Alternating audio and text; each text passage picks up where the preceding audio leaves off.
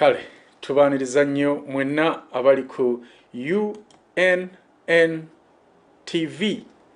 akawungezi akaleero. Mbaniriza nnyo ddala mwe ba na federo lukulwe tuguse ne programu yaffe The Turning Point. Programu eno mpya wano abantu abasinga olunaku olwaleero mbadde mulinze who betrayed Uganda. Twalina okuba ne programu eno olunaku olwokubiri naye nga bwe mumanyi ebyalobera Wanyindo okweggala ne bitulobera ne tutasobola kuba nayo. Kakati olunaku olwaleero Mukama era nga ye mutenza ggulu atukkiriza naga nti etandika oba olyawo luli waaliwo kimu oba bibiri ebyali bitali biteefuteefu. Kakati ne tugamba katusituke tujje tubatuuseeko programu eno. Njagala oyite munno ne munaayite munne kubanga olunaku olwaleero bye bagenda okuwulira nkakasa bye babadde balindirira bulijjo okuwulira. Mu studio tulinamu omugenyi gwe sigenda kubanjulira kati. Sooka oyite munno ne munno ayite munne obagambe nti Kimbugwe Live is live. Welcome Obote. Oh, Uganda, may God uphold thee. We lay our future in thy hand. United, free for liberty, together we'll always stand. Oh, Uganda, the land of freedom, our love and labor we give, and we've neighbors all at our country's calling, peace and friendship.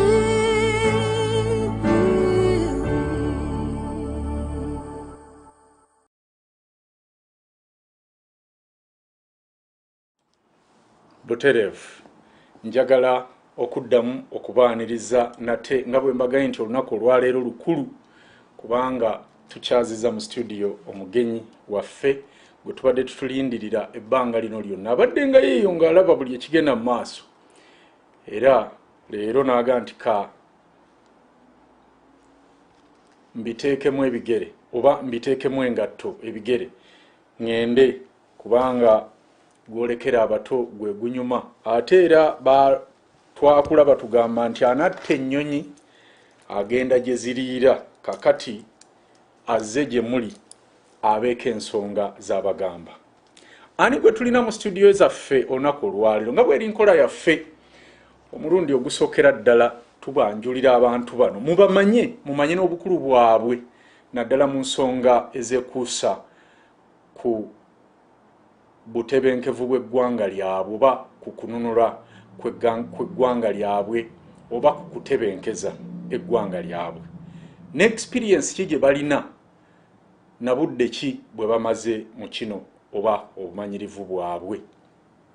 Olunaku olwaleero nga tuli mu kaweefube w'okubbulula eggwanga lyaffe okuva mu ntata mweriri, tulina omugenyi ow'enjawulo nate eyawulira eddoboozi lyaffe lye tuzze tugattagatta okufuuka eryawamu era ne yekkaanya bulungi biki bye tukola wano. Bw'atyo bwe yalaba nga birimu omulamwa wabula si byakubuguumiriza bantu era nga bye tukola biyamba eggwanga lye, kyeyava edda ng'atawankanira oba eggwanga lino lye yava edda ng'atawankanira okulaba nti libeeramu emirembe, obwenkanya, okukkaanya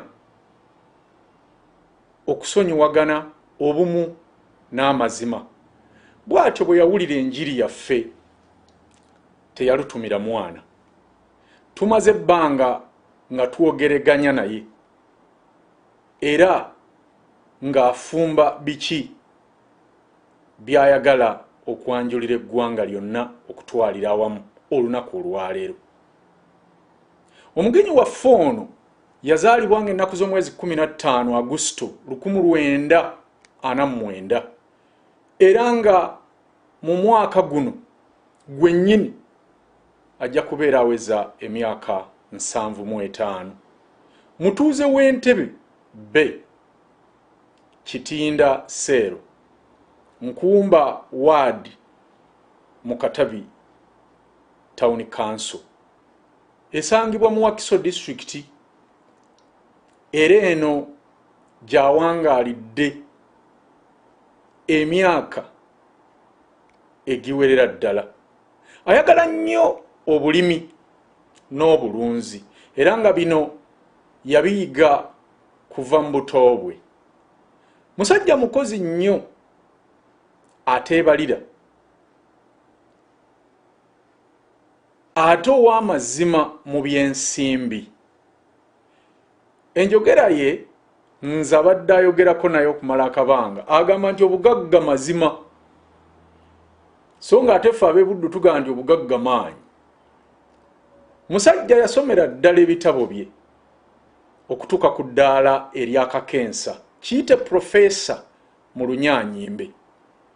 Yasoma by'amateeka era nga yabisomera mu Northwestern University School of Law.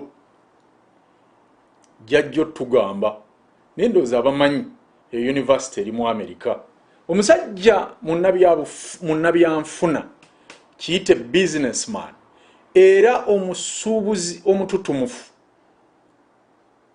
Addukanyiza oba era nakati addukanyiza emirimu gye Entebe eyo gy'alina amabaala ku sebifo ebiwummulirwamu biyite zi beach ate ne hotel gali kwoleka. Bino byonna byongera okutulaga nti omuntu gwe tulina mu studios olunaku olwaleero mukozi ddala era tugenda kumuyigirako bingi. Omugenyi waffe gwe tulina leero munnabyabufuzi era musuubuzi musunsuzi wa byabufuzi kiyite political analyst and scientist. Alina oba era ali ku ddaala ery'ensi yonna. Teyeekubira ludda. He is objective. Era muteesa omutangaavu obulungi. He is clear minded. Ate era mu ngeri y'enjawulo bana UNN ono muwandiisi wa bitabo. Mu bitabo bye yatuwandiikira mwe muli ekitabo kye yatuuma Uganda, a case study in African political development. Kino nno yakiwandiika mu 1972. Ekitabo kino kinnyonnyola engeri Uganda gye yava mu nkola eya federal ate neeyingira mu nkola eya unitary oluvannyuma lw'Obote okusaanyaawo obwakabaka. Era mu kitabo kino omuwandiisi ono gwe tulina mu studios akulaga engeri enkola ez'enkulaakulana kiyite development policies, obusobozi bw'ebyobufuzi, political capacity n'okukkaanya mu byobufuzi oba ku nkola ey'ebyobufuzi kyewaliise political consensus gye bayimba oba bino gye biyambamu eggwanga okuva mu kateebe ak'okuziŋŋama. Ng'oggyeko kuwandiika ebitabo, omugenyi waffe gwe tulina mu studio olwaleero mwogezi mulungi era nga bwe mugenda okulaba. Ayogeredde mu nkiiko zittabamiruka eziwerako okwetooloola ensi yonna. Era wadde keynote address nyingi era ono keynote addresses nyingi mu nkiiko ennyingi era akoze era ng'awadde papers nyingi mu nkiiko awaka mu Uganda n'ebweru w'eggwanga Uganda. Era mu zino enkiiko mwawadde keynotes ze oba papers ze okwetooloola ensi yonna mwe muli okwogera kweyawa ku mukolo gw'empango ya Tooro oba ya Bunyolo ajja tunnyonnyola n'emikolo oba n'enkiiko endala nyingi. Tuli basanyufu okulaba nti leero azze okubeera naffe tugabane ku bigambo bye ne ku ttu lyatwetikkidde. Nkimanyi mukadde waffe otadde ejjinja ddene nnyo ku revolution yaffe eno. Abaalugera baalutuusa nti ezibulamu omukulu zangaala. Osanga naffe twandibadde twangaala naye bakadde baffe mmwe bwe mubeera naffe wano nammwe mutwongera amaanyi.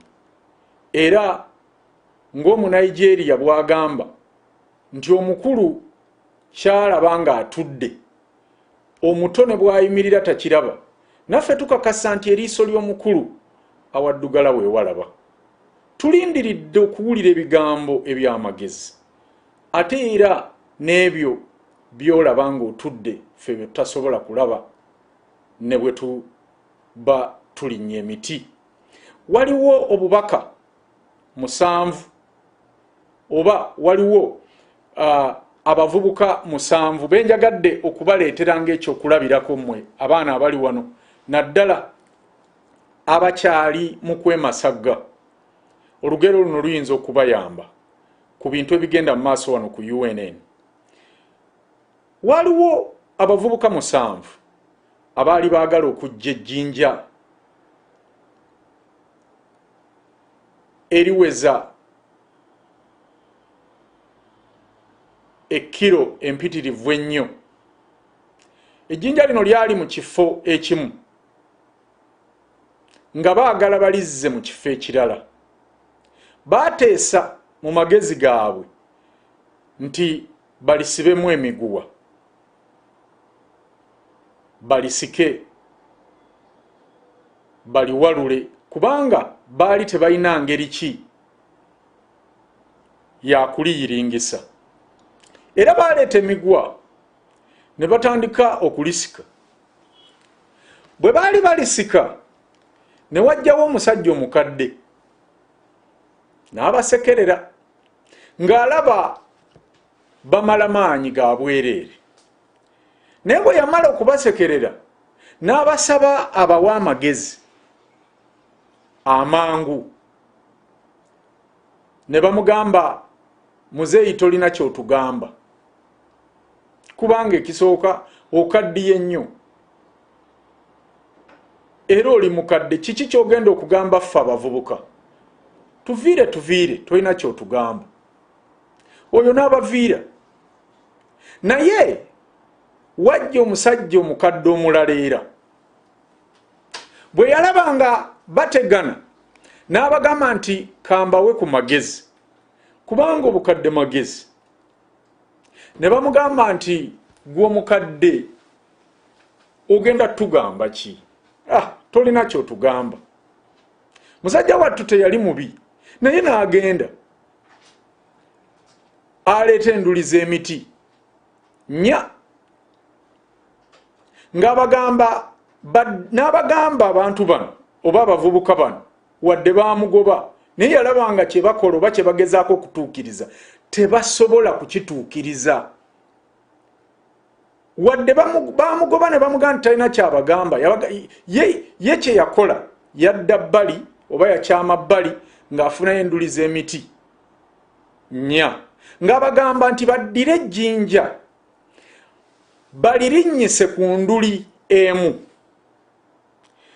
then basindike ejjinja. Bwe lituuka ku nduli eyo bateekewo enduli endala bagende nga basindika bwe liva ku nduli eno nga lituula ku nduli endala. Abavubuka beewuunya ne bagamba bonna ne beetunuulira ne beesekerera ne baga nti bano mukimanyi nti ate kino ekintu kisobola okukola. Ne bagezaako era omulimu ne gubanguyira nnyo kubanga enduli baagiringisa ku sipiidi gy'otalabanga. N'omukadde yabawa amagezi ne bamuleka emabega, musajja atunga yajja akootakoota olw'obukadde. Mukadde waffe ozze nga tusindika ekiyinja nga tekigenda, ozze nga tugezaako okusindika ekiyinja kino ekinene ekya federal revolution naye nga tekigenda. Twesiza amaanyi gaffe naye amagezi go gasinga amaanyi gaffe. Mukadde waffe gwe oba gwotuleetedde, gwe atuleetedde enduli kwe tugenda okutambuliza ekiyinja kino mu bwangu obw'ekitalo. Nsaba mwenna abeegesa amaaso TV ya UNN muneegatteko twanirize Profesa Peter Musoke gukiina ku UNN era ne mu Federal Revolution okutwalira awamu. Mukadde waffe bingi byenjogedde wano wennyini wenjagala okusinziira okukwaniriza nti tusanyuse okukulabako mu studios zaffe eza UNN.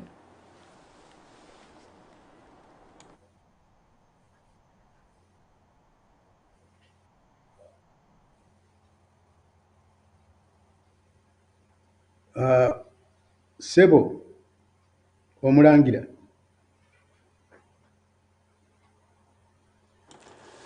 nkuwulira bulungi, genda mu maaso dokita. Okusooka nkwebaza nnyo olwa introduction gy'ompadde. Ekyokubiri nkwebaza nnyo ku budde ne sacrifices z'okola okulaba nti waliwo communication between Ugandans wherever they are. Kubanga mu nkomerero ya byonna bannayuganda abali wano na bonna abali gye bali be bajja okwegatta awamu batereeze ebyasoba mu Uganda. Bannayuganda bannange mwenna gye muli,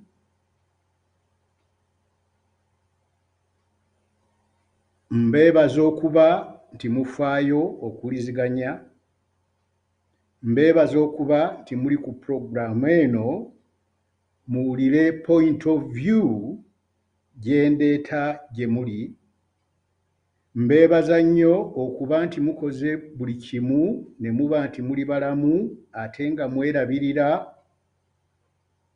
tusobole okukola families ezirituddira mbigere naye nga Uganda tugirongoosezza nnyo nnyo nnyo nga tetunnagikwasa baana na bazzukulu, kubanga mulimo gwaffe okutegekera abanaatuddira mu bigere.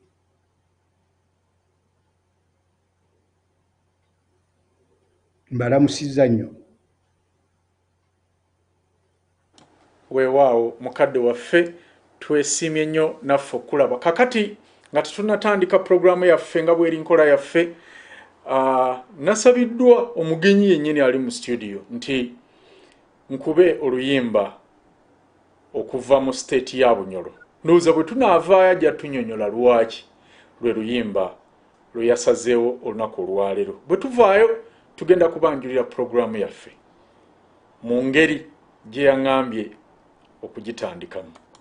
Ffenna tusitukire wamu tusekitiibwa mu ggwanga erya Bunyoro. Nyongera okubaaniriza abakatuuka munyige likes oba mu likinge video esobola okugenda viral ne bannaffe abalala ebatuukeko tubeere wamu. Katuve mu luyimba luno.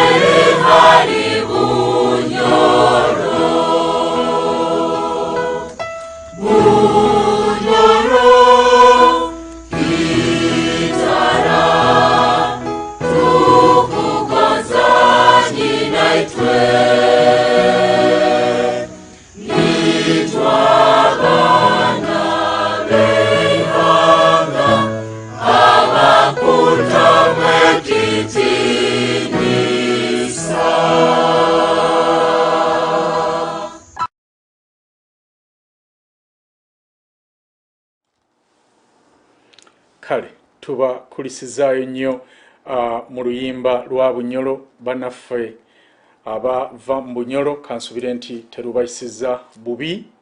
Omukama twongera okumusaba akuume omukama wa Bunyoro atoba oli awo amulabise ku nsi Uganda etebenkedde oba eyingidde mu federo. Kakati nga tutandika programu yaffe, mukama wange omugenyi ali mu studios yansabye tutandike ne video zino, naye nga ngenda ziva kumu bwe mmala esooka nga muleeta ng'ate abaako kyayogerako ng'ayita endala bw'atyo ng'ayita endala then ng'amala atandika programu ye nga bw'anaaba asazeewo okutambula. Njagala mwekkaanye, njagala muwulirize, muve ku byonna bye mukola, mwegeke amaaso gammwe ku ntimbe zammwe ate n'amatu gammwe wabe nga tewali muntu yenna abakyankalanya. Bye mugenda okuwulira leero mbabuulidde muyinza okulooza nti bya bulijjo naye temubiwulirangako walala wonna, oba mu revolutions zonna ezaali zibaddewo oba ku TV zammwe zonna ze mwali mulabye wabweru ne mu nsi Uganda. Katuwulire, tutandise ne program ne video eno nga eva wa Professor Nabudere. Eno nno yali Buganda Convention ng'era ebigambo bino yabyogera ennaku z'omwezi 10 yabyogeranga ennaku z'omwezi 2 omwezi ogw'e10 omwaka gwali gwa 2021 enkuyege zaali zikyamukubira enduulu mu kiseera ekyo kyesimanyi oba kati akyali mulamu profesa ajja kututegeeza katuwulire ebigambo bya profesa Nabudere.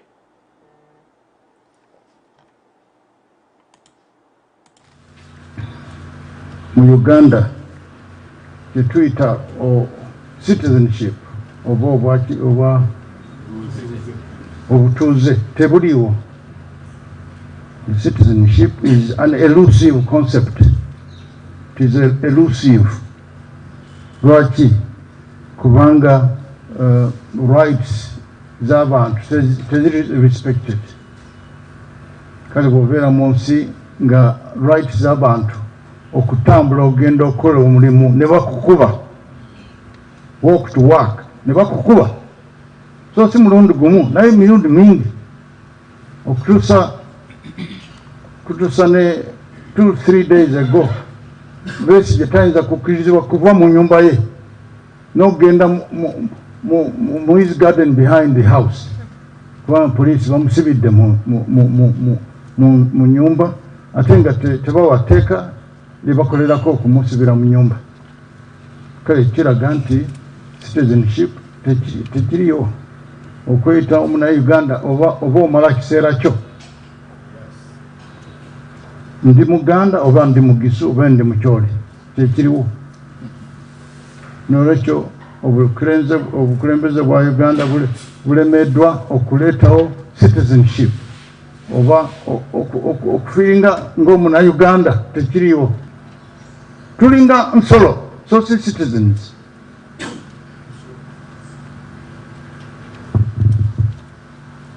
Kiva kubanga state eri panic, it is unstable, therefore it has no confidence in the people of Uganda. Therefore it is not our state.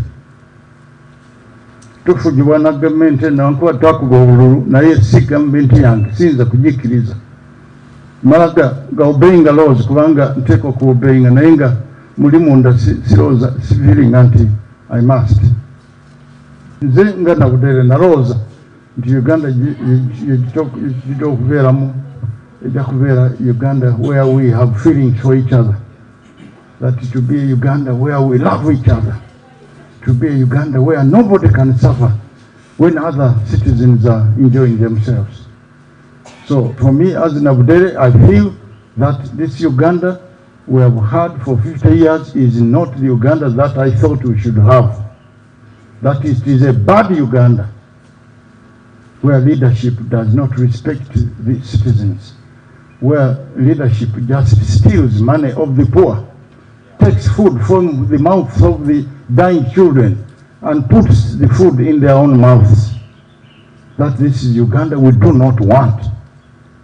Look at the hospital. I lost my son in this hospital here 2004, October 9th. You know, every day they celebrate Independence Day. I remember the failure of my government, what it did to me on that day.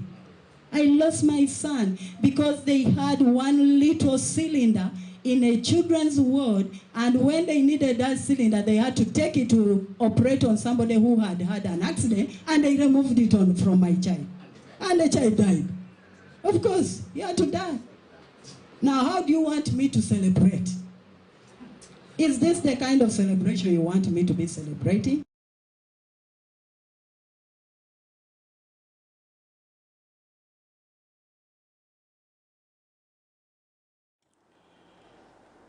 Amazima bw'owulira ebigambo ebifaanana bwe biti ng'olumirirwa eggwanga era ng'olyagala tolemwa kuyungula maziga. Kakati nja kusaba omugenyi waffe okumbuulira oba tusooke ayogere ku ebyo oba vidiyo zonna essatu yali agadde tusooke tuzimaleyo. Omugenyi waffe omuzindaalo guli wuwo ssebo.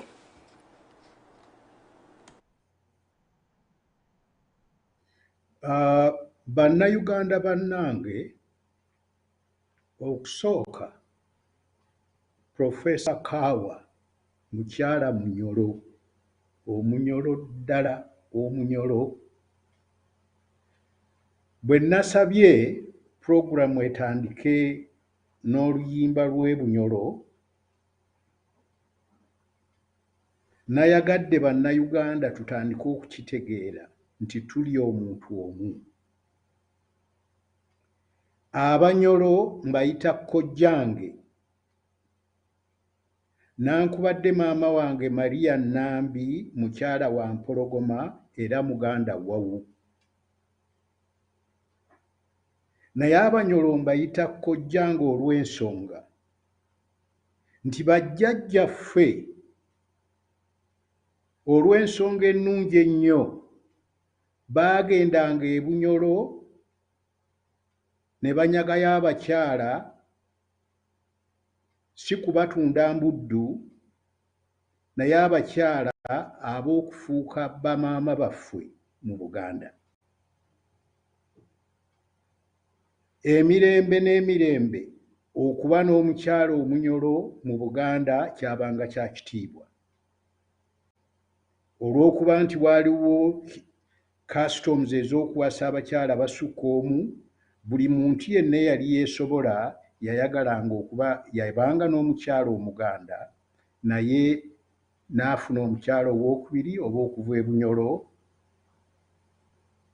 ng'ate kirina ne genetic implications. Bajjajjaffe baali scientific.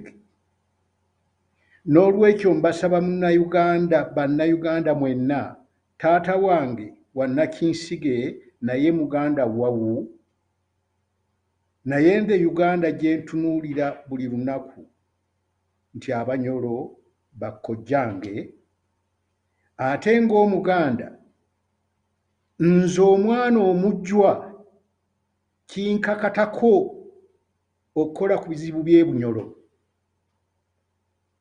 kuba omujjwa yasindiikiriza ebyokeera.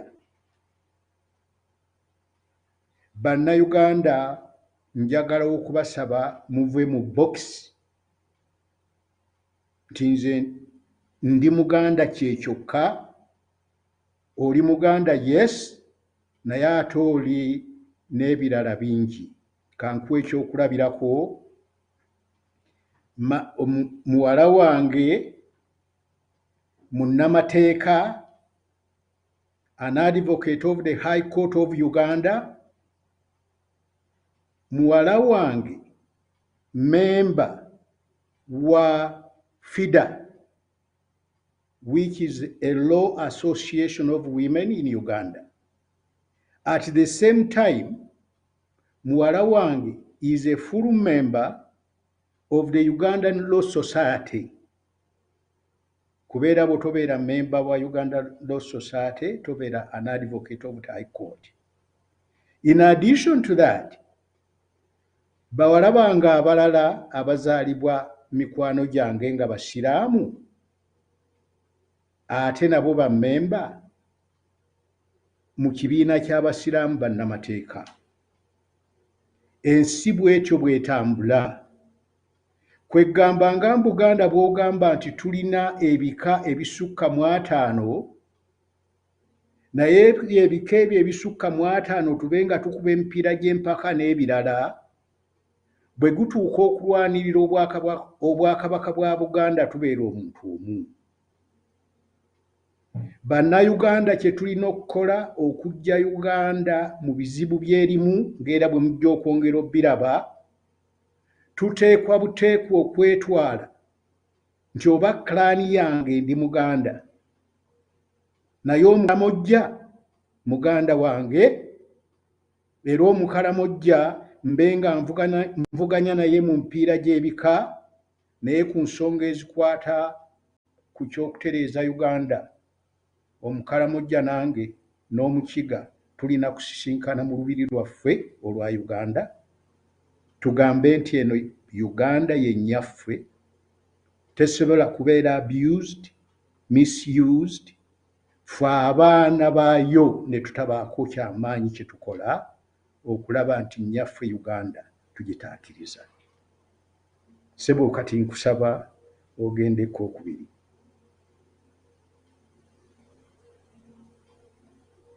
kale mukadde waffe tweyanza nnyo obubaka obwo. Kangende ka video akokubiri mukadde waffe kazze nako era kayagadde tulabeko.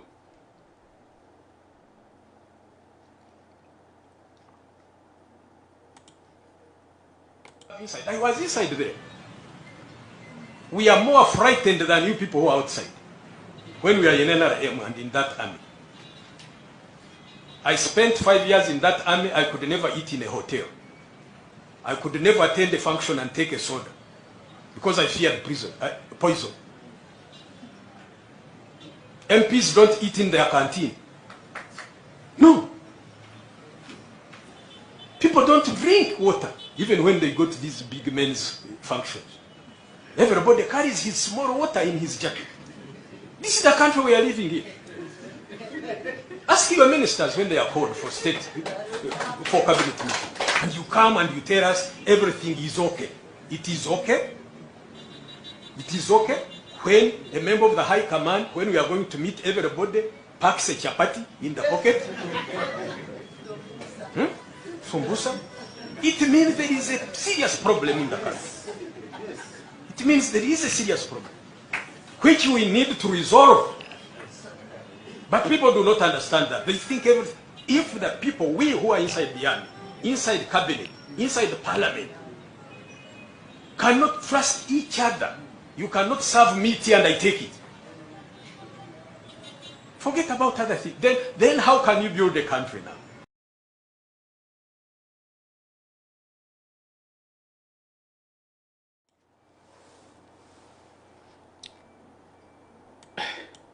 Ekibuuzo ekyo kikulu mukadde wange. How can we build a country like that?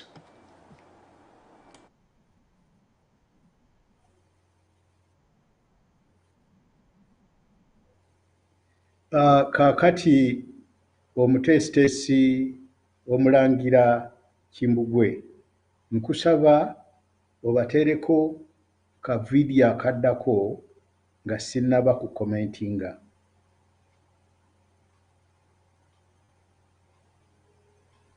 Weewaawo ssebo atuma ka vidiyo akaddako nga sinnaba katukalabe kano ku commentinga ku bye tulabye. Ompulira ssebo?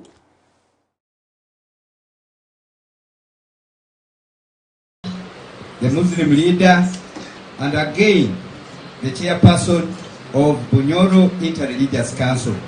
So when I go from here, I will have to address the two bishops.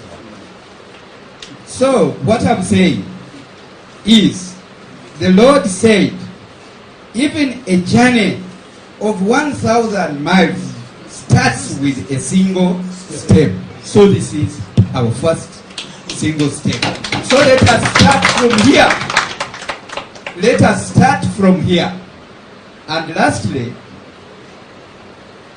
when Jacob saw his 12 sons fighting, these are the words he told them. He said, "Shame on you who agreed never to unite, forgetting that you are under one roof. You will fail and fall, and you will never rise again until you unite." So it is time for us to unite, and we should not be against one another.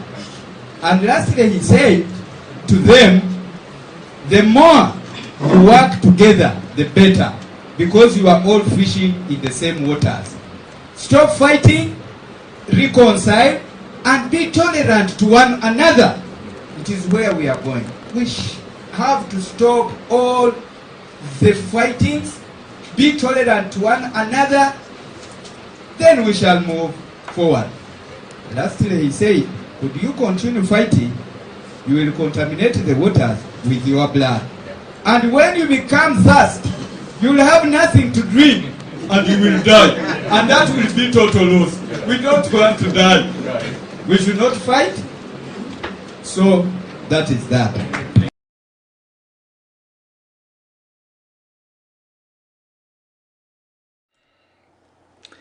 ebigambo tubiwulidde bulungi mukadde waffe.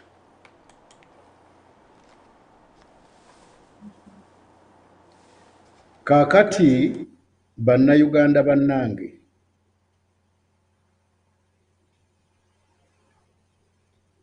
tulina so many fires that are burning in this country.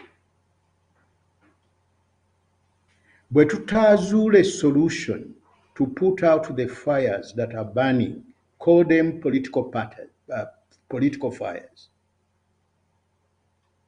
Uganda eyolekedde okuba bizibu nga bye tulaba mu baganda baffe abawarabu ne abantu ba Palestine. Bwe mulaba Jews n'abantu ba Palestine. Ebizibu bya Palestine ne Jews byatandika before the birth of Jesus Christ.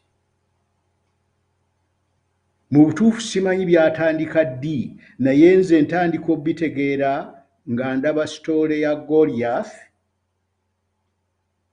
ng'alwanirira Israel. That was before Jesus. Naye n'olunaku lwa leero waliwo Jews oba a Palestinian person who has died because of that conflict that has been with them for a very, very long time. In Uganda here, tufunye bloodshed, violent changes of government, bad politics. Professor Nabudere talks about Dr. Besigye. For Tinyefunza, you have seen him face to face. Okwewala ekizibu nti Uganda eyinza okugenda mu maaso for the next myaka 50 nga tuttiŋŋana for what? Munnayuganda otte munnayuganda munno kuba olowooza nti ajja kukulemesa okubba ssente, Gavi funds.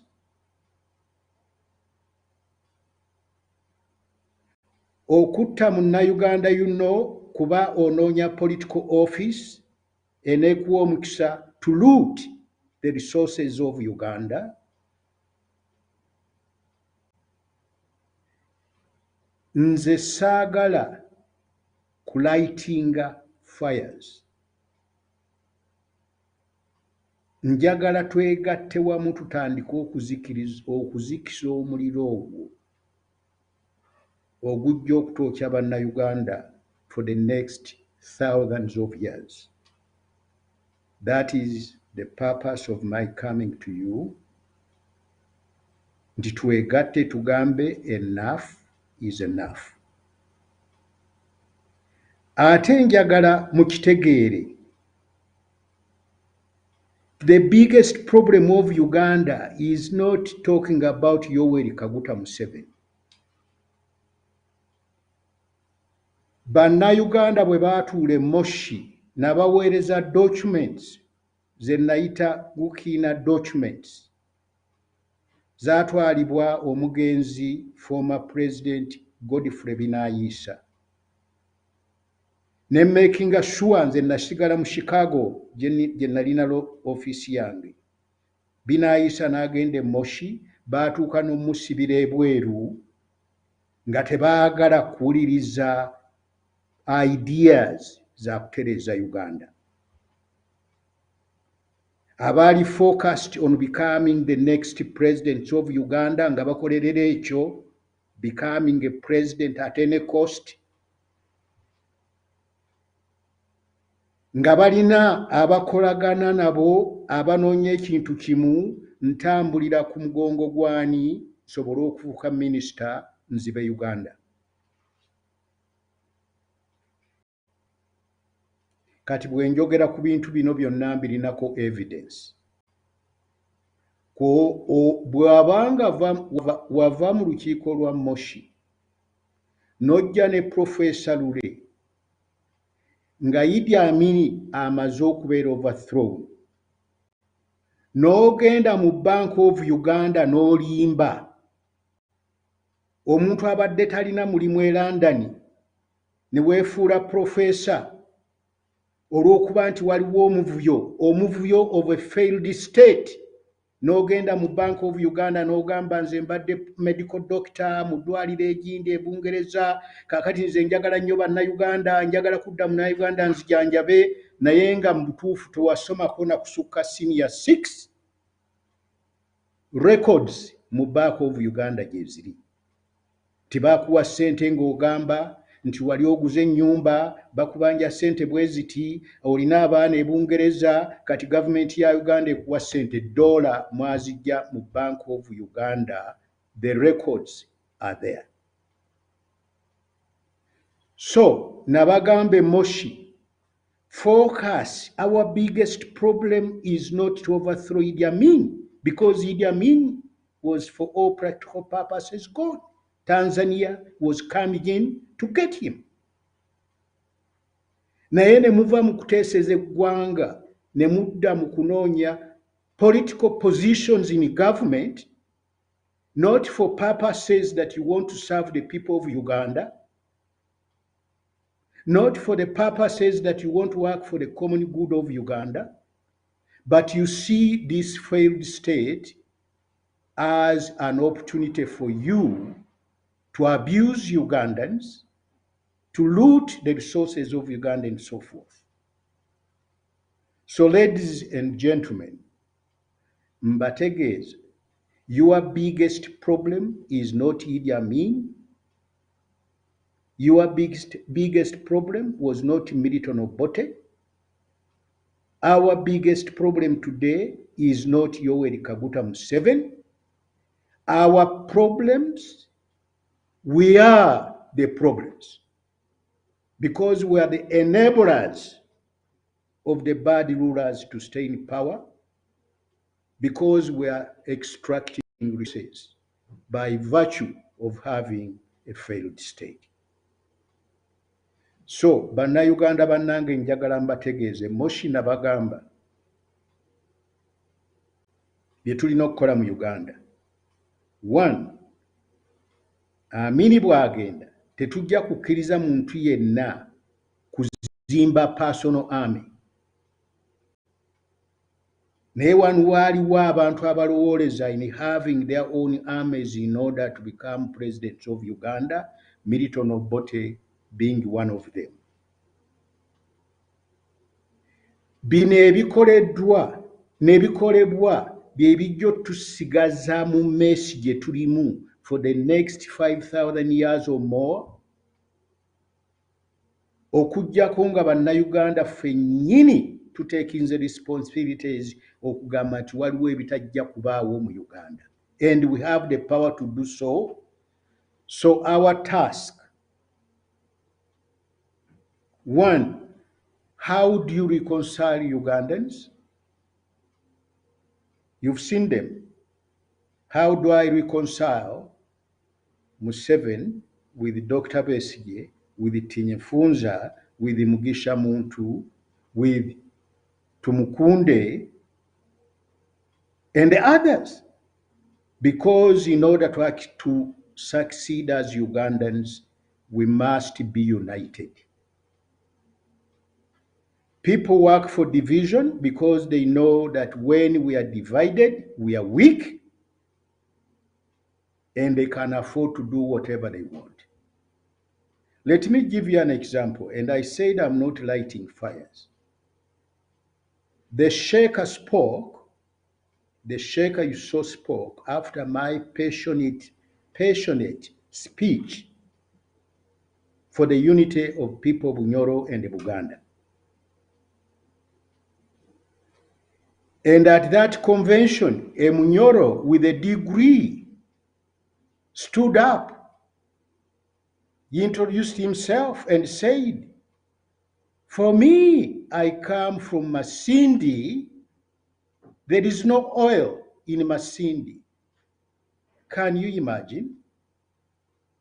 Now, if Bunyoro wants a fair share of that resource that have been found on their motherland,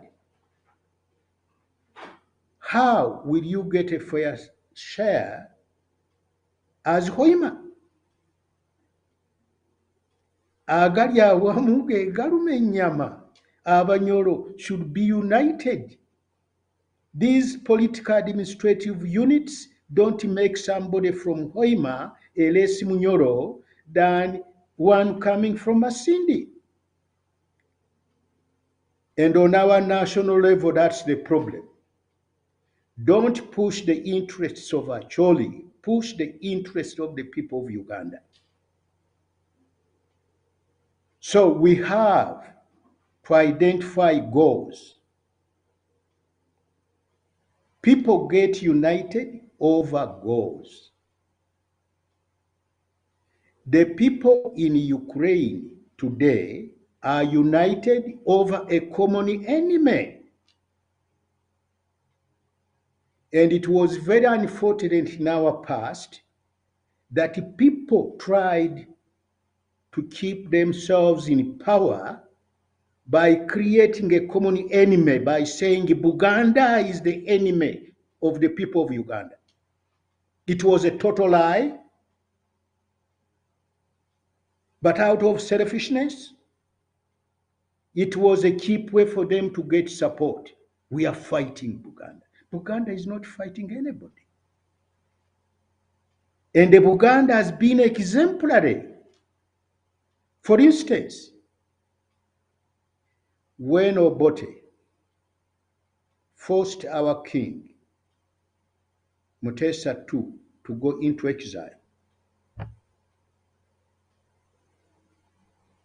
the Baganda did not organize a military force to go and kill the people of Lango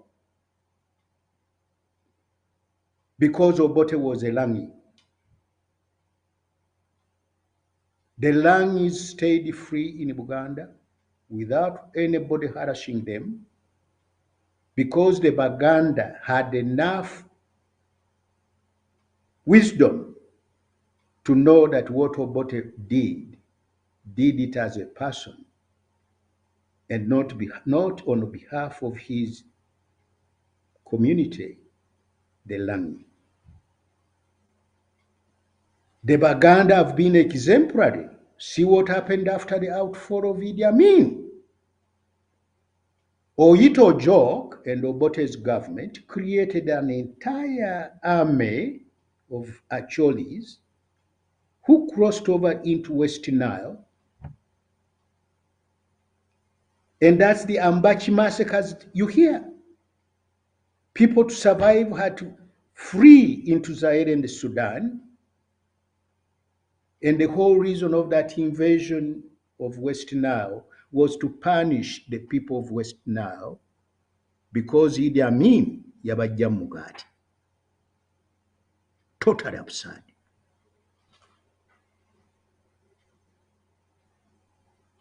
And a lot of people died.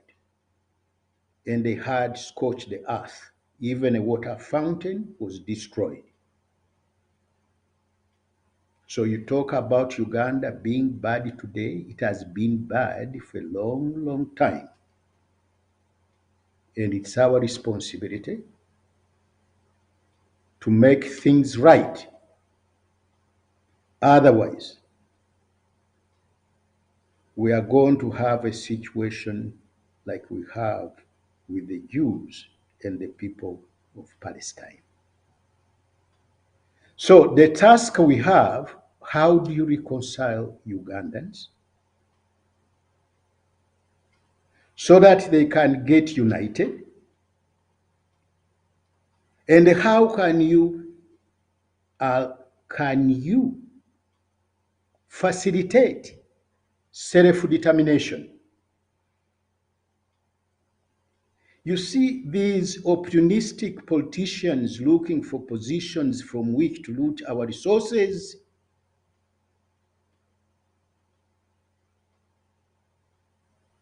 blindfold people for their selfish interests. Uganda is a country that can be governed easily, and Uganda is a country that can easily have good governance. Let me give you an example. I'm in Entebbe here. I'm not more than 5 kilometers from State House.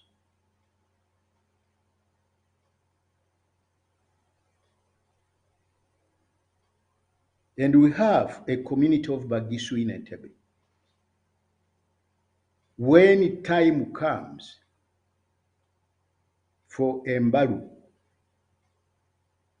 they carry out their activities in Entebbe. I'm 74 years old. I was born in 1947. I was a student at St. Mary's College, Kisubi. That's where I studied. My mother is near Kisubi there. My late mother, Maria Nambi, and my uncles are all around there. So I've been in this area all my life. And so many times I've seen the Bagisu go about their business of Embaru. They have never involved in those activities anybody who is not a Mugisu. So why should you say anything bad about the people that go for Embaru? And you see people talking about this and that and that and that. Why does it concern you? Does it hurt you in any way? Does it make any sense for any leader to think that a Muganda will be like a Karamajong, or a Karamajong like a Muganda? The way that the Bagishu have not affected others by their beliefs and the practices of Embalu, you leave them alone. But the Bagisu, like the Baganda, like Karamajong, we shall be in the Uganda, like the clan Uganda, go to the Lubiro of Uganda and they protect their Kabaka and they work on food security, etc. So, ladies and gentlemen, tulina okwesonyiwa ebitali byaffe. Sheikh abagambye, we drink from the same well. It's that well that together we must come and desilt so that everybody gets clean water. And when we go to desilt that well, which we have always done in Buganda, okugogola oluzzi nga saagala agalamidde tuyise, Omukatuliki tagamba nti nze kankoleko katono kuba nnina omukyalo omu n'abaana 3. Haji abasinga okukola ennyo kuba alina abakyala 4 n'abaana 27. A community goal is a community goal. And the focus is that every person must get clean water to drink. No special demands are made on anybody. That's what we know as a common goal. And everybody should be happy that in our village, everybody has access to clean water. So, Ugandans, I'm going to ask you that we have to be focused when we choose our goals. Uganda, we are so fortunate that we don't have communities we can call our enemies. You all know how people dress properly to go to Kibuli. You all know how properly people are dressed, Ugandans, your fellow Ugandans, to go to Rubaga. You also know how decently people are dressed to go to Namirembe, to go to Najjanankumbi, to go to Kayanja's church. Because we have agreed that people have a right to worship in the way they choose to worship.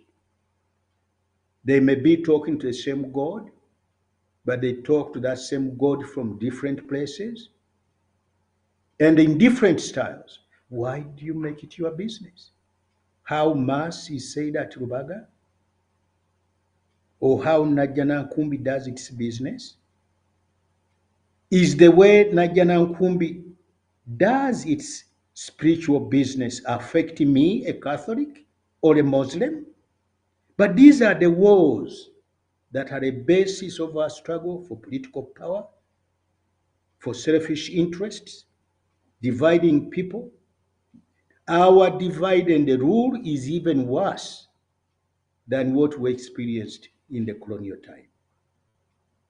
So, my fellow Ugandans, when I talk about Gisu, I'm talking about self-determination.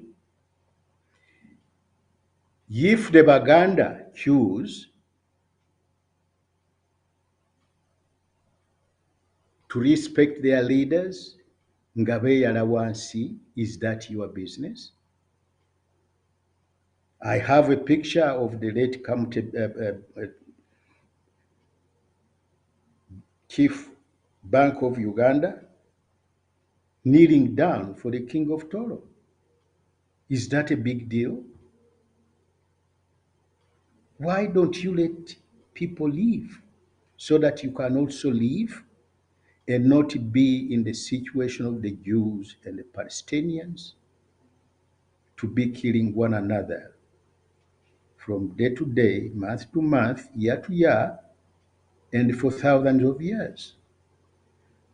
If people want federal, what's the big deal? If you feel you cannot handle it, we had in 1962, and some parts of Uganda said, no, that kind of self-management requires resources, requires educated people, we cannot do it. So let us be districts. But today, those are not even constraints. Every part of Uganda can have a federal state. And secondly, why can't the rules can say that we are going to have one state in Uganda, and you end up with Lango and Acholi as one state? Why should I affect somebody from Chigezi? By the way, in this program, I want Ugandans to know that the people that have made Uganda bad don't even add up to 5,000 people. Here in Uganda, the late Archbishop Lwanga said it. It was in the papers, and I have the papers in my archives. Archbishop Lwanga saying, I am Uganda. Kabakaship runs in my blood.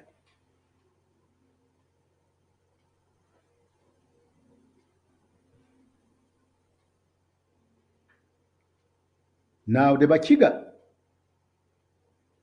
I have friends who are Bachiga. Professor Kanyehamba is one of them. And the Muchiga will tell you, the highly educated and non-highly educated, and their history goes back and back. A Muchiga will tell you that for him, republicanism runs in his blood. But have you ever had a conflict between Bachiga and the Baganda? Because of the fact that for a Muchiga, republicanism runs in his blood, and Uganda, Kabakaship runs in his blood.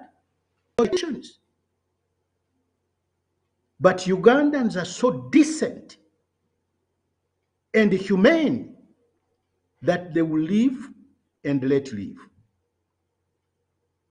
It's politicians that cause confusion for selfish reasons. Why should you take taxpayers' money to support the Kabaka of Uganda when Muchiga has told you that for him Republicans runs in his blood? Why? Can you take money from a Muslim so that you buy pork for a Catholic? Unless you are looking for problems. And we Ugandans allow it because here in Uganda, I'm very happy about the fact that Uganda said, no, we are not going to accept money from the Ugandan government to support our cultural leader. Because the cultural leader, the Kabakaship to a Muchiga, is like trying to get a Muslim to buy pork. Why do we allow these opportunistic politicians looking for personal profit from our mess to continue those issues that are not issues at all? Like I talked about the Bagishu, they are Mbaru business. I have sons, they've never touched my son, and I have no son of a Muganda or a Muchiga or a Mugisu that has ever been grabbed by the Bagishu for purposes of circumcising him. These communities are well disciplined, they know what to do, and they know why they do it. Ovaawa gwe niweefuula omugezi omuyitirivu okomandinge. So bakulu, we are very lucky. Uganda is not bad. Professor Nabudere was a dear friend of mine and my elder. The problem of Uganda is bad governance. And I truly love the people of Uganda, and I'm so grateful to them because here I have the Obote report. It's a big book, the report that was made in order to come up with the 1995 Constitution. Obote went all over the country, and the commission concluded that no part of Uganda wants to be out of Uganda. Notwithstanding all the mess, the hardships, the cruelty, Ugandans still want to be Ugandans. And that's the foundation on which we must build our goals so that Uganda can be united and fight for good government and fight for the rights of self-determination without interference from others who want to use Ugandans for selfish purposes. So, I ask that the people of Uganda start speaking out so that everybody understands where they stand, honestly, and also that we work together to define our goals. I saw the people of Uganda united from 1962 October, the day of our independence, until the 1966 crisis. And the Ugandans were not united because of an enemy from us.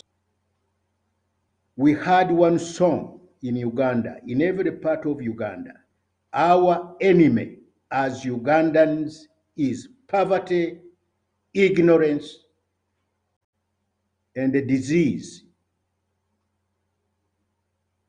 The country was united and the country performed wonders.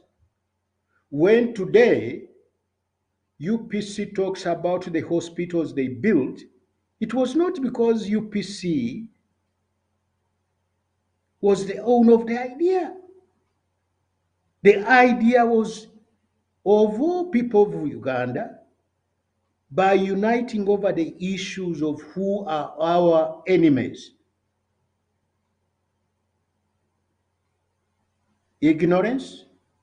Dr. Ruimbazake, who was a dear friend of mine and an elder, was the Minister of Education.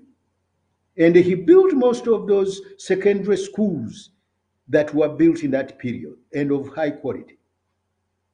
Not because it was a UPC government, but was a UPC government implementing abundance that we had to fight our enemy, ignorance. Thus, Ugandans by choosing what our enemies are.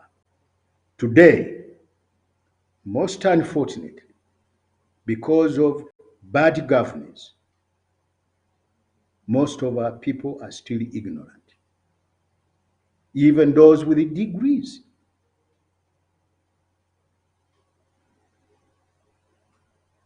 So ignorance is one of our biggest enemy. And today we are united here, try to share knowledge so that we become wiser. When it comes to disease, I'm encouraged by the Parliament of Uganda today, as you saw the news, focus on the health of the ordinary Ugandans.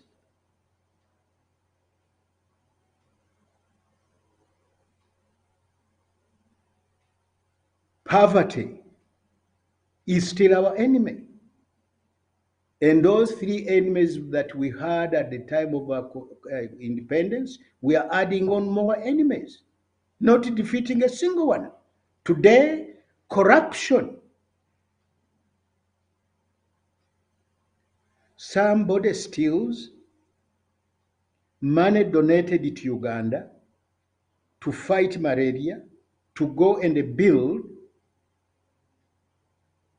a 10-story building in Kampala. How can we allow that? How? Where are we?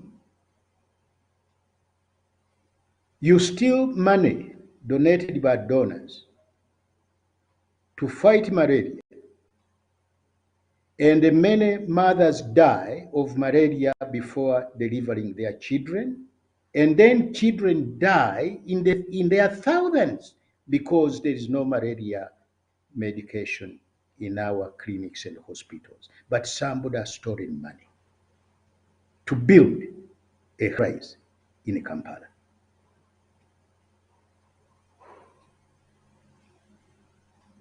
Corruption is now the fourth enemy that we must fight. Not each other, but to fight the real enemies, not to cause more confusion in our country so that we can continue looting the resources of Uganda. So I indicated to you, Omulangira Kimbugwe, that my contributions should be short so that people have an opportunity to remember most of the things I've said, discuss them, ask me questions so that we can add to the knowledge we have. So one of our struggle here is ignorance, because knowledge is power. And at the end of the day, Ugandans are going to make the final decisions, and we pray that when that chance comes, Ugandans make decisions when they are well informed. So I'd like to thank you very much, every participant. And the two, I have to thank our TV, UNN, which has made this possible. I have to thank the organizations that have been on the ground fighting for the rights of their people. And I have to really thank you. You are not fighting to impose anything on anybody. You actually talk about self-determination. When the Bagishu talk about Okusare Mbaru, it's their business. And we all have to support it, and we don't stand in their way. Why should somebody stand in your way if you want federal?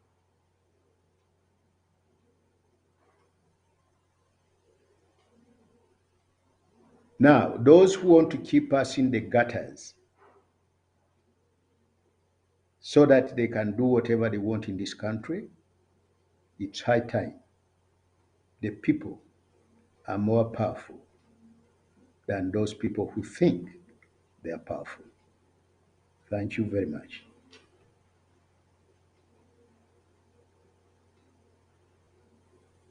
tweyanze nnyo tweyanzeege mukadde waffe naye nga bw'eri nkola yaffe nja kusaba mwenna abali wano tugenda kuwummulamu mukadde waffe agenda twongerayo obudakika nga 23 nga tannava wano akwate ekkalaamu n'olupapula okuteekinga buquestions bwammwe butonotono obwana abasobodde ajja buddamu bwana abatasobodde ate ajje nabo olwanadda jjukira nti oli ku UNN the Truth Command Center and we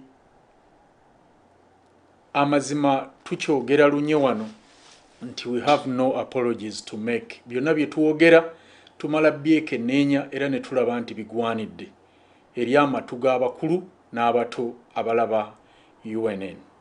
Tugenda kuwummulamu katono tunywe olwendo lw'amazzi bwe tukomawo ate tuwulireko okuva gye muli.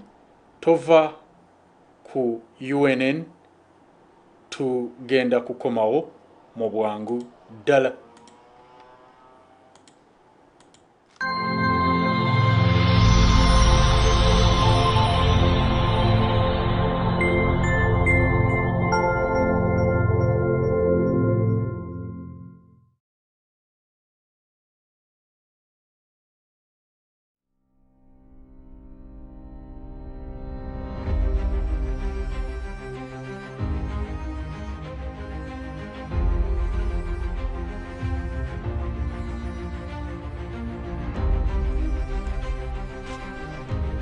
Obwetaavu obw'enkola eya federal mu Uganda.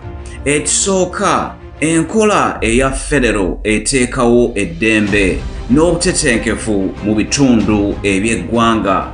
Ekyokubiri, enkola eya federal buli omu asobola okwenyigira mu by'obufuzi. Ekyokusatu, enkola eya federal eyambako ebyensimbi mu kulaakulana mu ggwanga.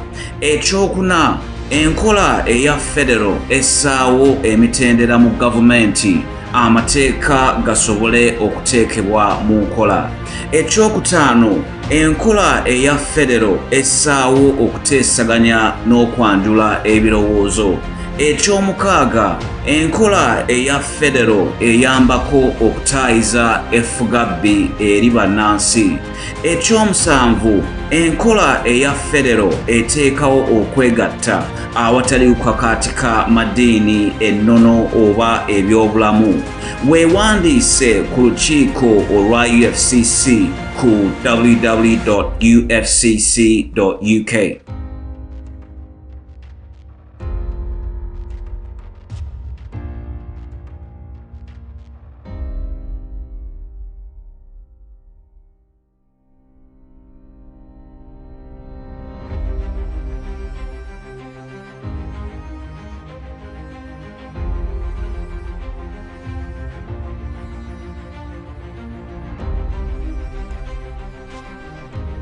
The importance of a federal system of governance in Uganda.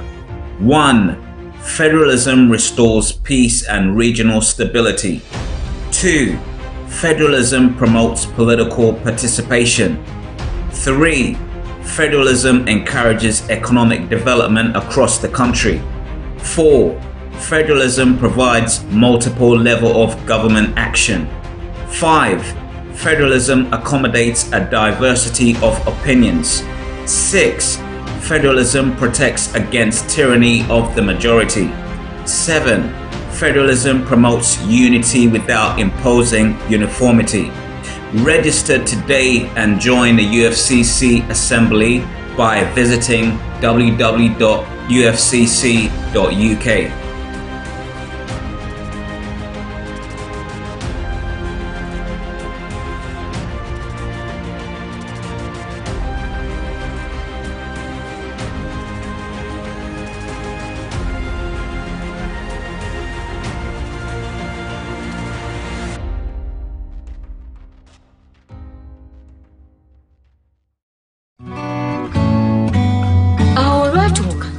Bawansolo nga bakuba olukiiko lwabwe okusala entotto engeri gye banaasobola okweggyako omugwira wa mpologoma eyabalumba mu kibira kyabwe neyefuula kabaka waabwe ewatali yadde olukusa okuva gye bali. Wampologoma yajjanga mununuzi okubataasa ku mmese ezaababbiranga ebinyeebwa byabwe kubanga yabagamba nti ewaabwe gyasibuka bakugu nnyo mu kutega emmese eza buli kika. Era bo ewaabwe omwana azaalibwa n'akamaso mu ngalo. Era oyo yenna alemererwa bamuzaaluka mu kika kyabwe ekyaba Wampologoma. Kyokka beerabira okumubuuza emmere gy'alya n'omusala gwe yali yeetaaga. Baalabira awo nga bannaye batandika okubula ku kyalo omu ku omu. Baakizuula luvannyuma nnyo nti Wampologoma ye yali ababwebwena. Baasalawo beekumeekume wamu basala entotto engeri gye banaasobola okweggyako Sirwajja okwoota okukkakkana nga buli omu afunye obuvunaanyizibwa era nga buli omu afunye n'ekitundu kyalina okukwata basobole okumekuza Wampologoma. Era baamuwangula nga newankubadde baasooka kumutya kuba Wampologoma yali w'amaanyi nnyo ate ng'atiisa. Uganda Federal Consultative Council lwe lukiiko lwa bannayuganda abasazeewo okwegatta ewamu bateeseza eggwanga lyabwe okusobola okwenunula nga bayita mu nfuga eya federal. Naawe beegatteko. Weeyeza okusabako ku email ya ufcc@getunn.com.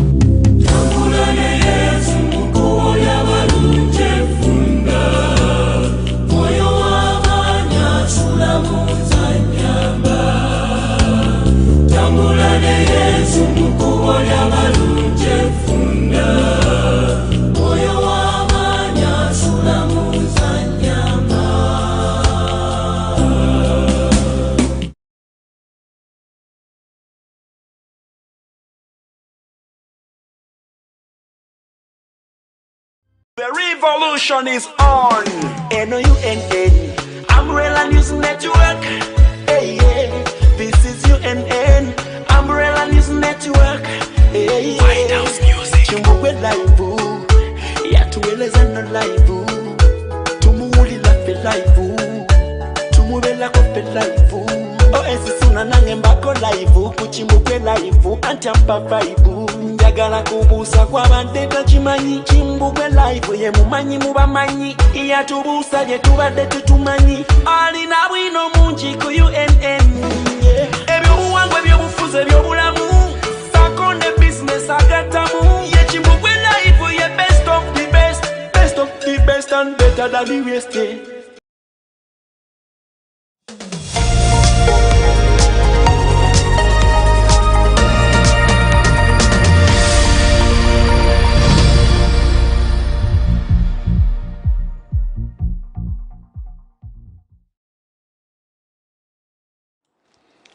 Kale tubakulisayo nnyo mwenna mu kuwummulako kansubire nti mufunye ka break akabadde akasuffu ate era tukyagenda mu maaso ne programu yaffe the turning point ejja kutusibwangako buli lunaku olwokubiri era nga mu studios nja kubangamu ne mukadde waffe si mulala yono gwe mulabako era nga mwetefutefu okutubangula n'okutugatta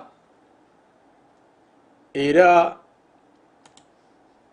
bwe namubuuza ku kintu ekyo ekyokugatta bannayuganda kubanga nze ndaba gwe gubadde omuziziko gw'enkyukakyuka yaffe. Museveni ddala ebyobufuzi bimukolera era kyova olaba ebibiina by'obufuzi abivujjiridde omusimbi omungi bwe gutyo nga kyanoonya kiki kwe kulaba nga tusigala nga tweyawudde mu ngeri efaananako bw'etyo. N'olw'ensonga eyo njagala nnyo mumanye nti abangi we basonga ekizimba we kyabikira. N'olw'ensonga eyo tetuyinza kuba nga ffenna tulowooza ekintu kimu.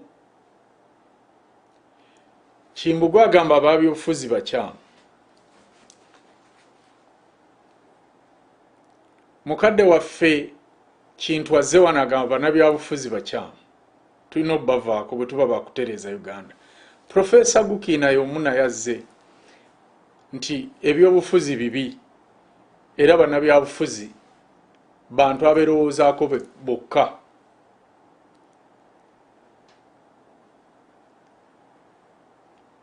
Era ng'agamba nti bwe tuba tunaatereeza Uganda tulina okuba nga tuva ku bannabyabufuzi. Kaakati mbuuza bo bali bannaffe abakongojja bannabyabufuzi bo bagamba tugenda kutuuka tutya ku buwanguzi.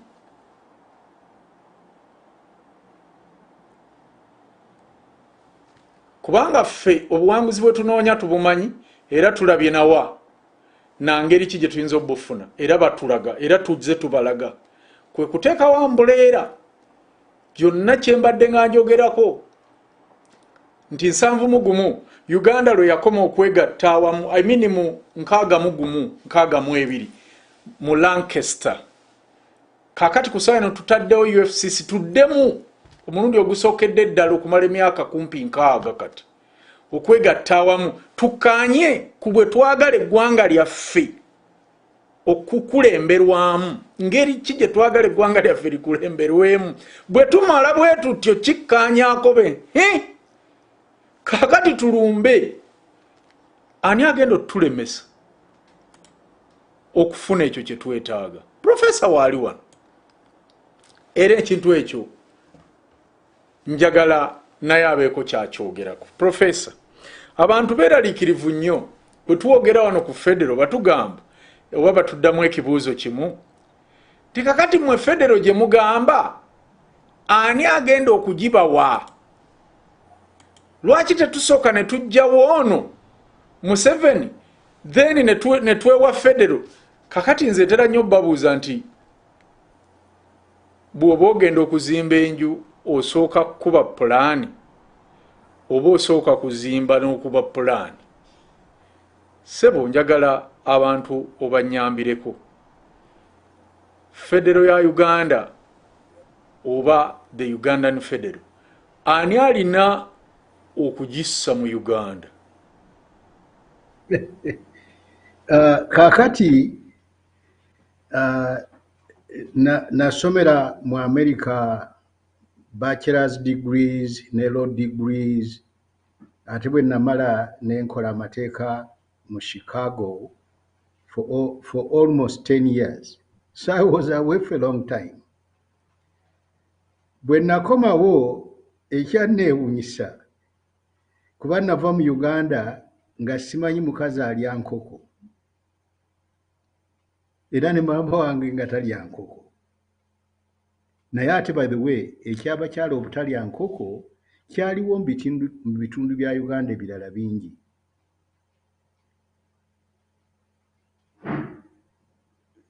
Kaakati bwe nkomawo ne bankolera akabaga nze nakula manyi ti ku kabaga konna kubaako empombo za mirundi 2 oba 3 ate nga zirambiddwa nti eno nkoko, eno nnyama ya mbuzi, eno nnyama ya nte. So bwe bankolera akabaga, ate ekyewunyisa teri muntu yenna yampandiikirako nga ndi mu Amerika n'aŋŋamba nti obanga omanyi nti eno abakyala balya enkoko. Nze lwe nasembayo genda mu Amerika nasooka ne ngendayo mu 65.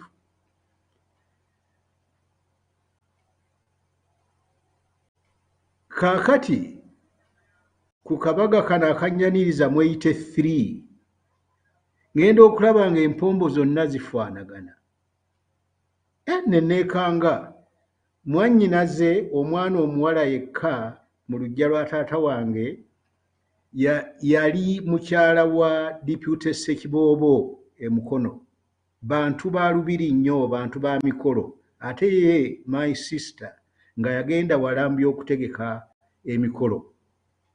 Era bba ye yali Katikkiro w'Endayiga mu biseera ebya referendum eya Lost Counties. So you can imagine.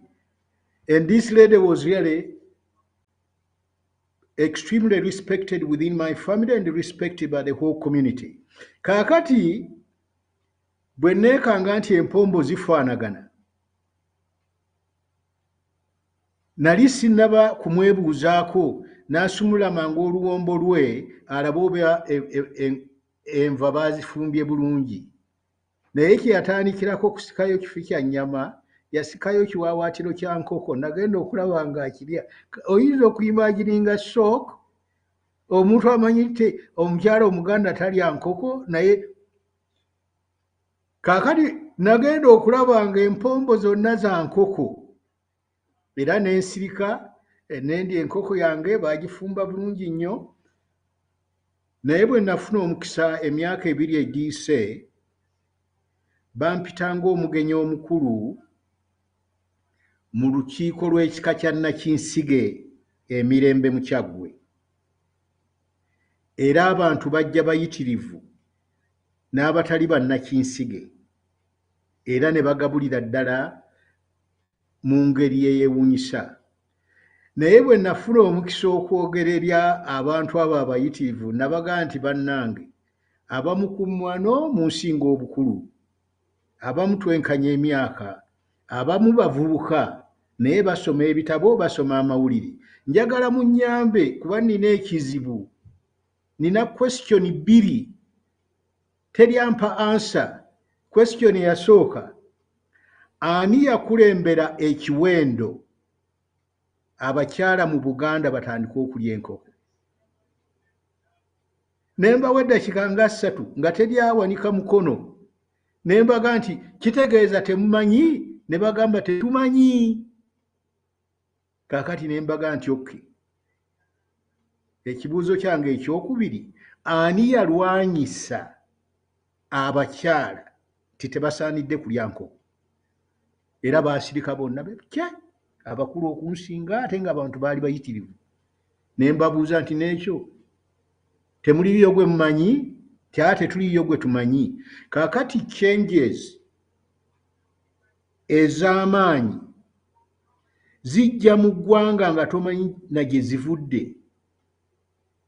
Naye tekitegeeza nti zijja nga kire kya nkuba n'etonnya.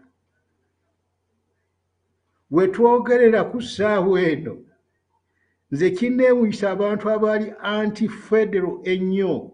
They were anti-federal out of ignorance. Okimanyi nti ne memba wa parliament ate nga munnamateeka, ate oluusi ne mawulire ne babissaamu, nga yalowooza nti Buganda ogiwa federal, kitegeeza nti Buganda egenda okufuga ekisaawe ky'Entebbe, Abaganda batugaane n'okugenda ebweru. Okimanyi nti mu kulonda kwa 8 Obote yagamba abakyoli n'abalango nti senga Omuganda awangula, Omuganda yali Paulo Kawanga Ssemwogerere, bajja bakubisa amataffaali eno mu Akyoli n'alango, bagabatikke ku mitwe, mugatwala okugatuusa ku lubiri lw'e Buganda, ate n'olubiri mu luzimbi ku kibooko. Abantu point yino, federal tejja kujja Gukiina yayimiridde Kadaala n'ayogerera federal kuba that's the decision of the people. Teri muntu ayimirira n'akyusa people's minds. Abantu continuously, slowly change their minds. Kakati kankuwa ekya federal.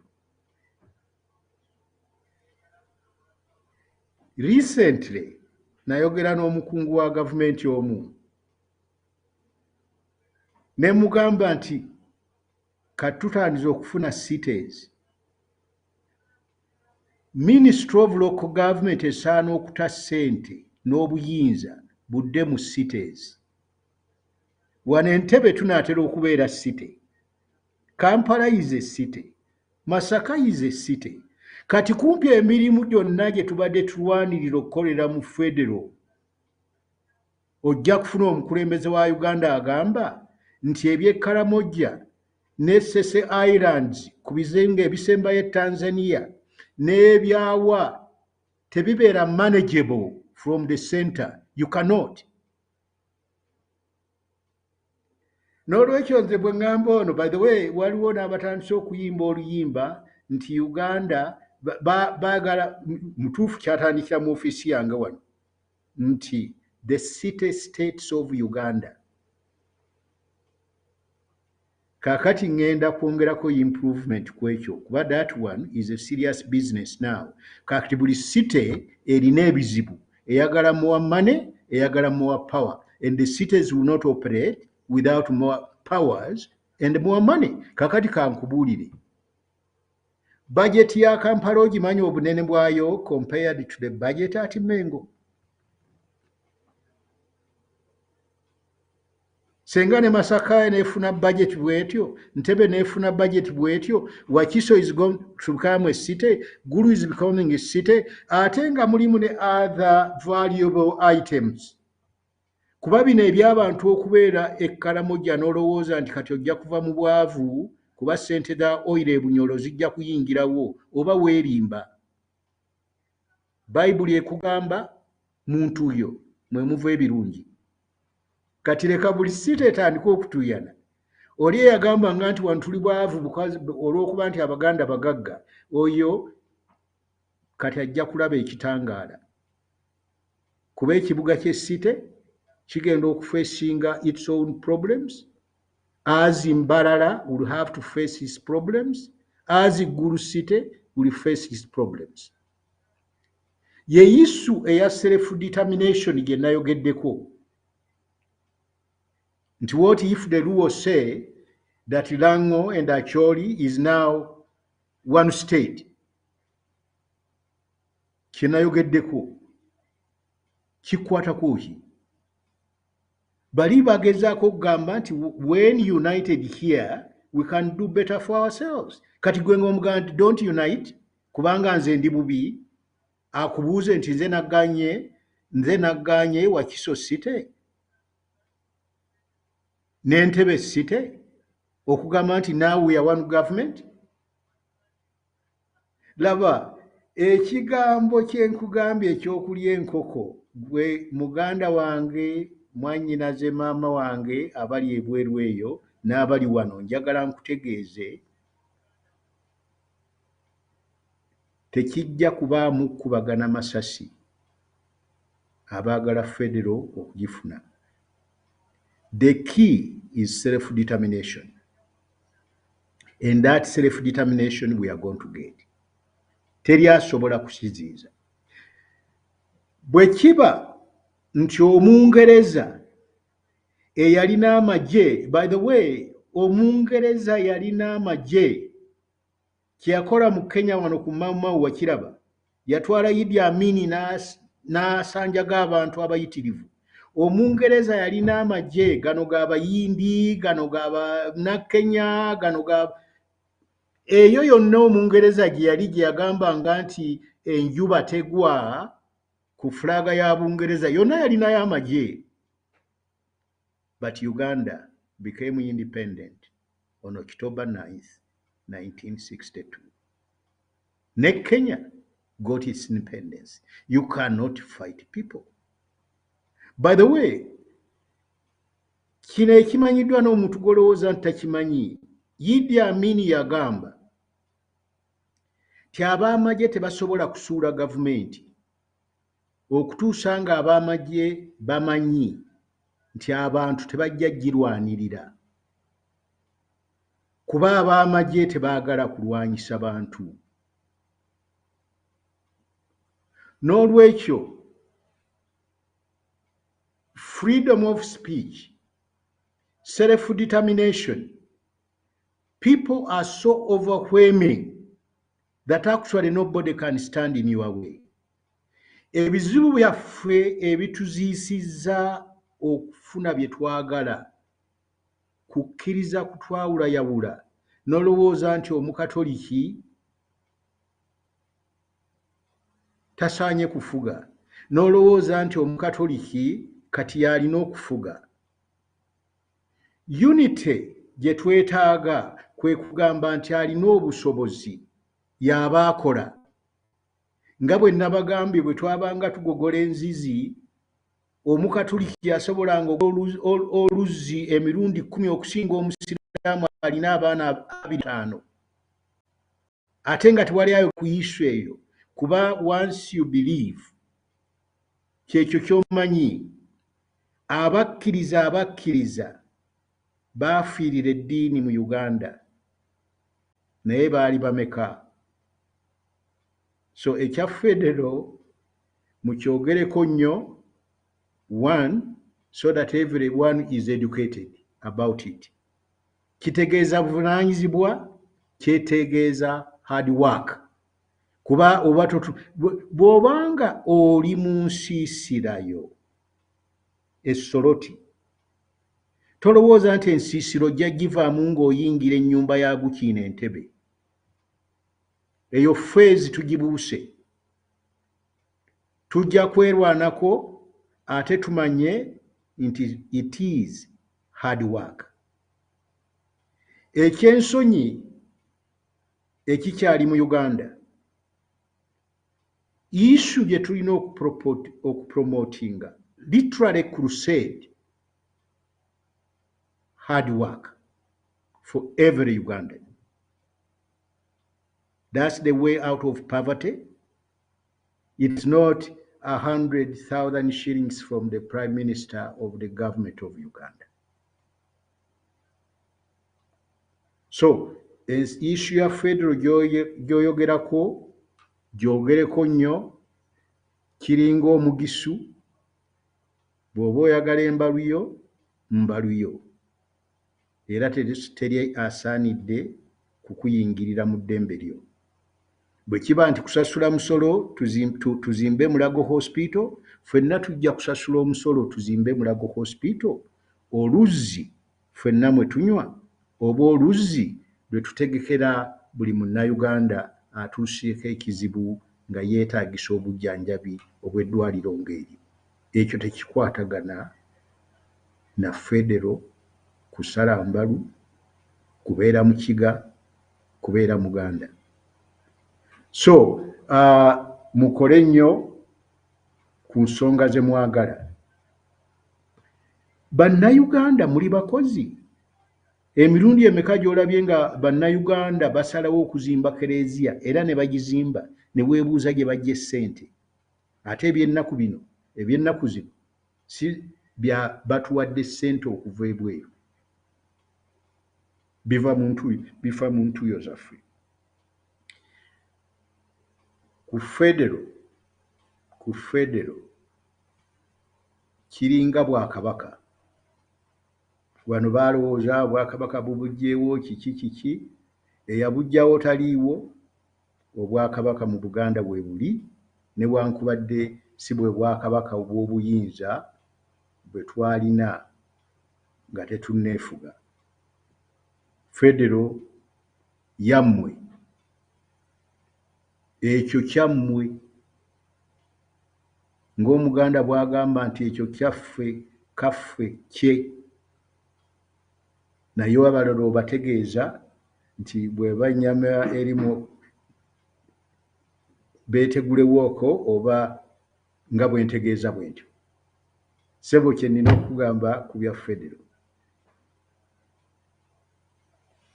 Tweyanze nnyo Naye mukadde waffe kakati kano ke kaseera okutwalayo abantu baffe obubaka nga buubwo. N'olw'ensonga eyo muyite mu bwangu omukulu afune alina wawandiika wano ebibuuzo byaffe.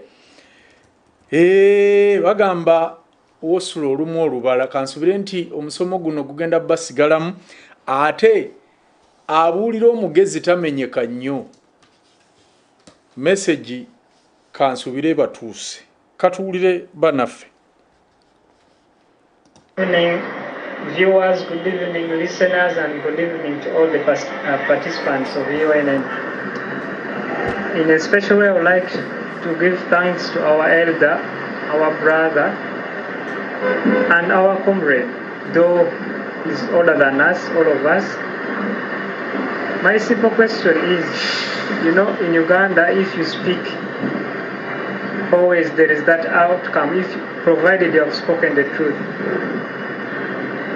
For me, my concern is about your security. Like after the show, because we want to continue listening to you, we want to continue to see you through, and we know you will be teaching us many things. So my simple question is your security fine? Will you be fine after the show? And will you be available for us, no matter what circumstance? That is my only question. Thanks. God bless you. Okay, thank you, our brother from West Nile. Mugade waffe kasookaddemu kino ndowooza.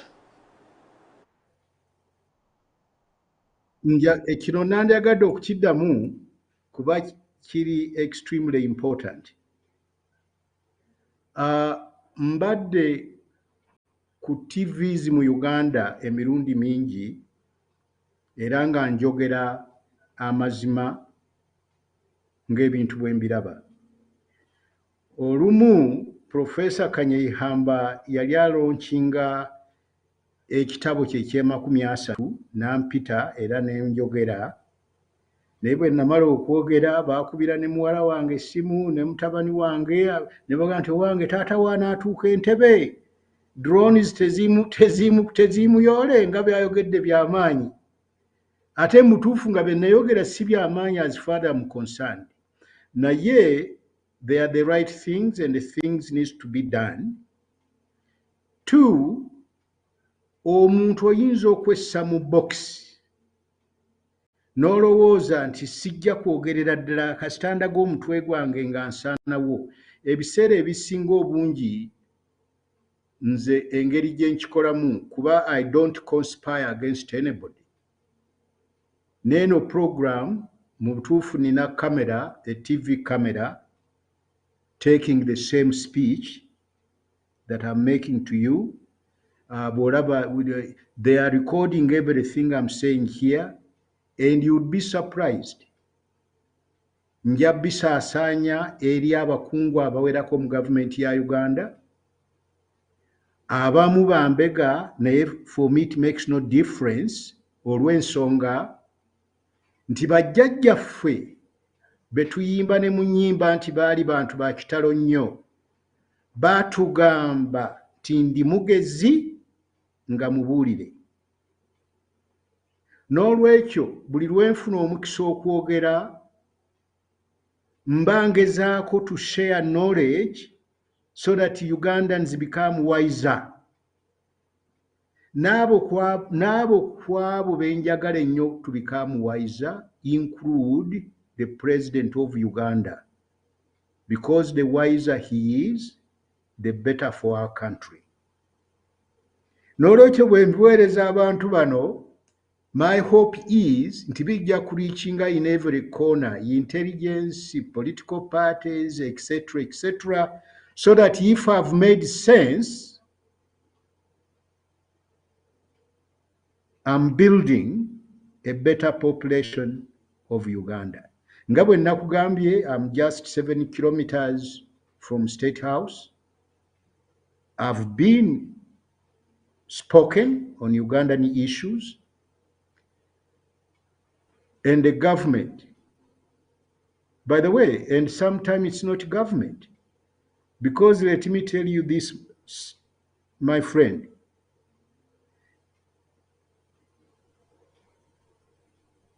in 1988, I wrote a very important document to His Excellency the President of Uganda.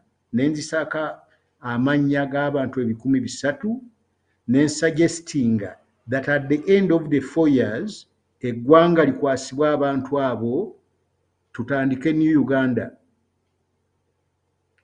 Document eyo nagiweereza mu butuufu seriously be nasooka okuwa Cardinal Nsubuga, nenjiwa Henry Kayondo, babo bagenzi, nenjiwa muzeeyi waffe kati Godfrey Lule, nenjiwa n'abalala, naye after those natwala proposal yange eri Jim Muhwezi.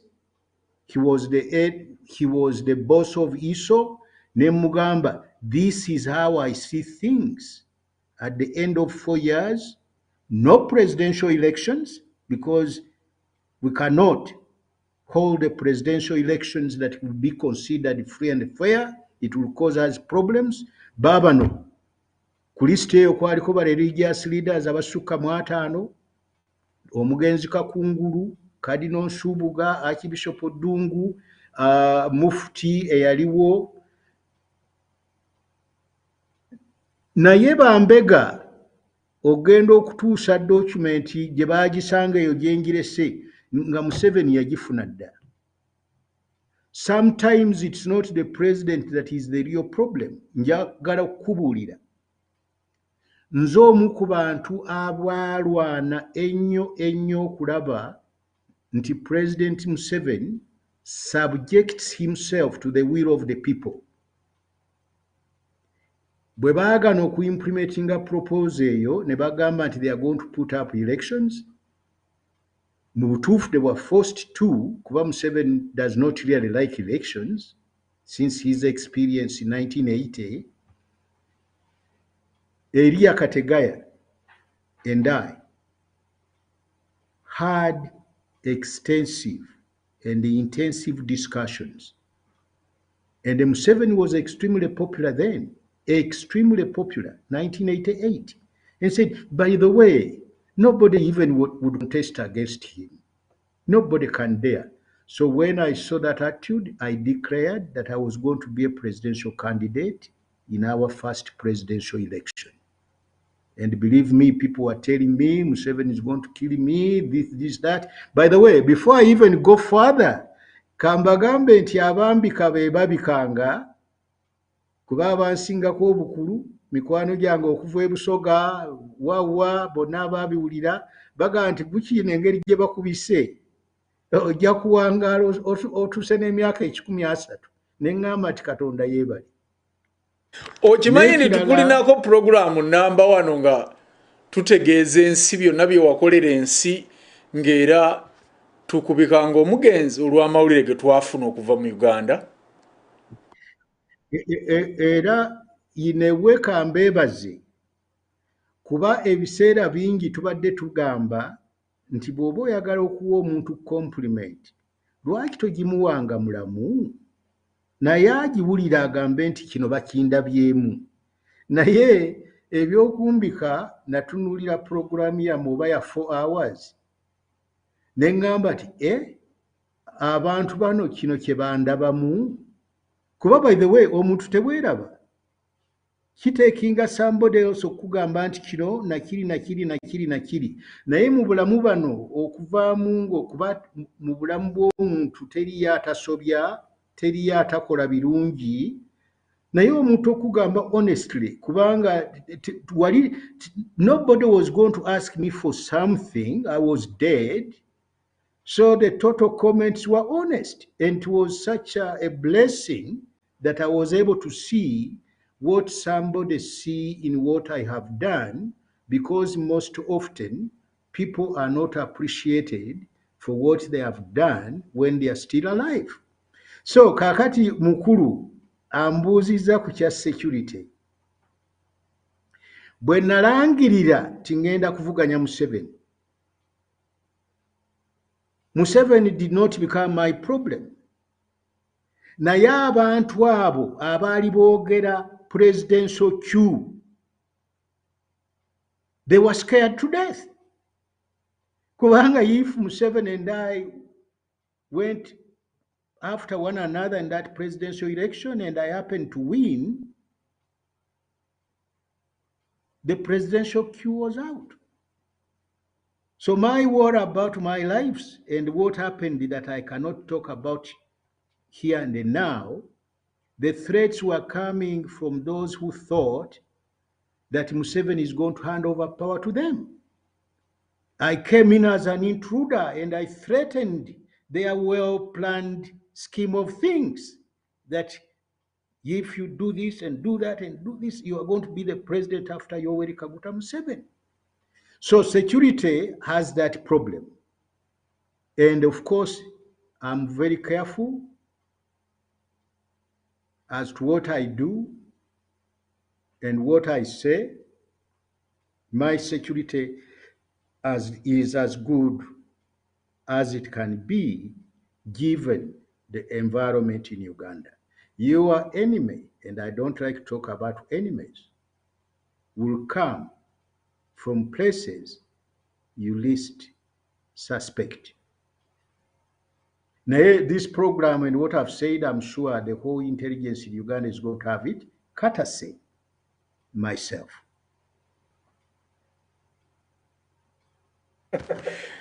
Wevale nnyo Professor. Katugende mu maaso n'obubaka bwammwe. Nkulamusizzaako muganda wange Kimugwe n'omugenyi waffe omukulu ali mu studio. Weebala okujja n'otwongera otusomesa. Naye kati nze ekibuuzo kyange kigenda eri mukadde waffe omugenyi waffe. Kusinziirayo ku bumanyirivu bw'alina ate ali Uganda, magezi kigaatuwa okulabika nti tukola okulaba nti omuntu wa wansi eri mu byalo eri wansi atalina ssimu zino za social media, talina network internet, tugenda tukutuusa kukozesa magezi ki okulabika nti obubaka buno tubumutuusaako okulabika nti omuntu asobola okutegeera federal kyeki, kubanga abantu abasinga bali wansi w'emyaka 5, omuyivu n'atali muyivu bali wansi w'emyaka 5, tetutegeera kintu kye bayita federal. Era oli bamugamba federal, federal y'Abaganda. Tukoze tutya abantu batuusaako obubaka obwo, magezi ki goyinza okutuwa, nkola ki ze tuyinza okukolamu okulabika nti abantu baffe wansi mu byalo ebyo basobola okutegeera olutalo luno lwe tuliko olwa federal, okulabika nti buli district oba buli state abantu bategeera ekintu kino ekya federal nga bw'olaba bategeera NRM, UNUP, DP, ekintu nga bwe kityo. Webale nnyo, webalire ddala mukadde waffe. Kale Professor oyo omuddamu ki?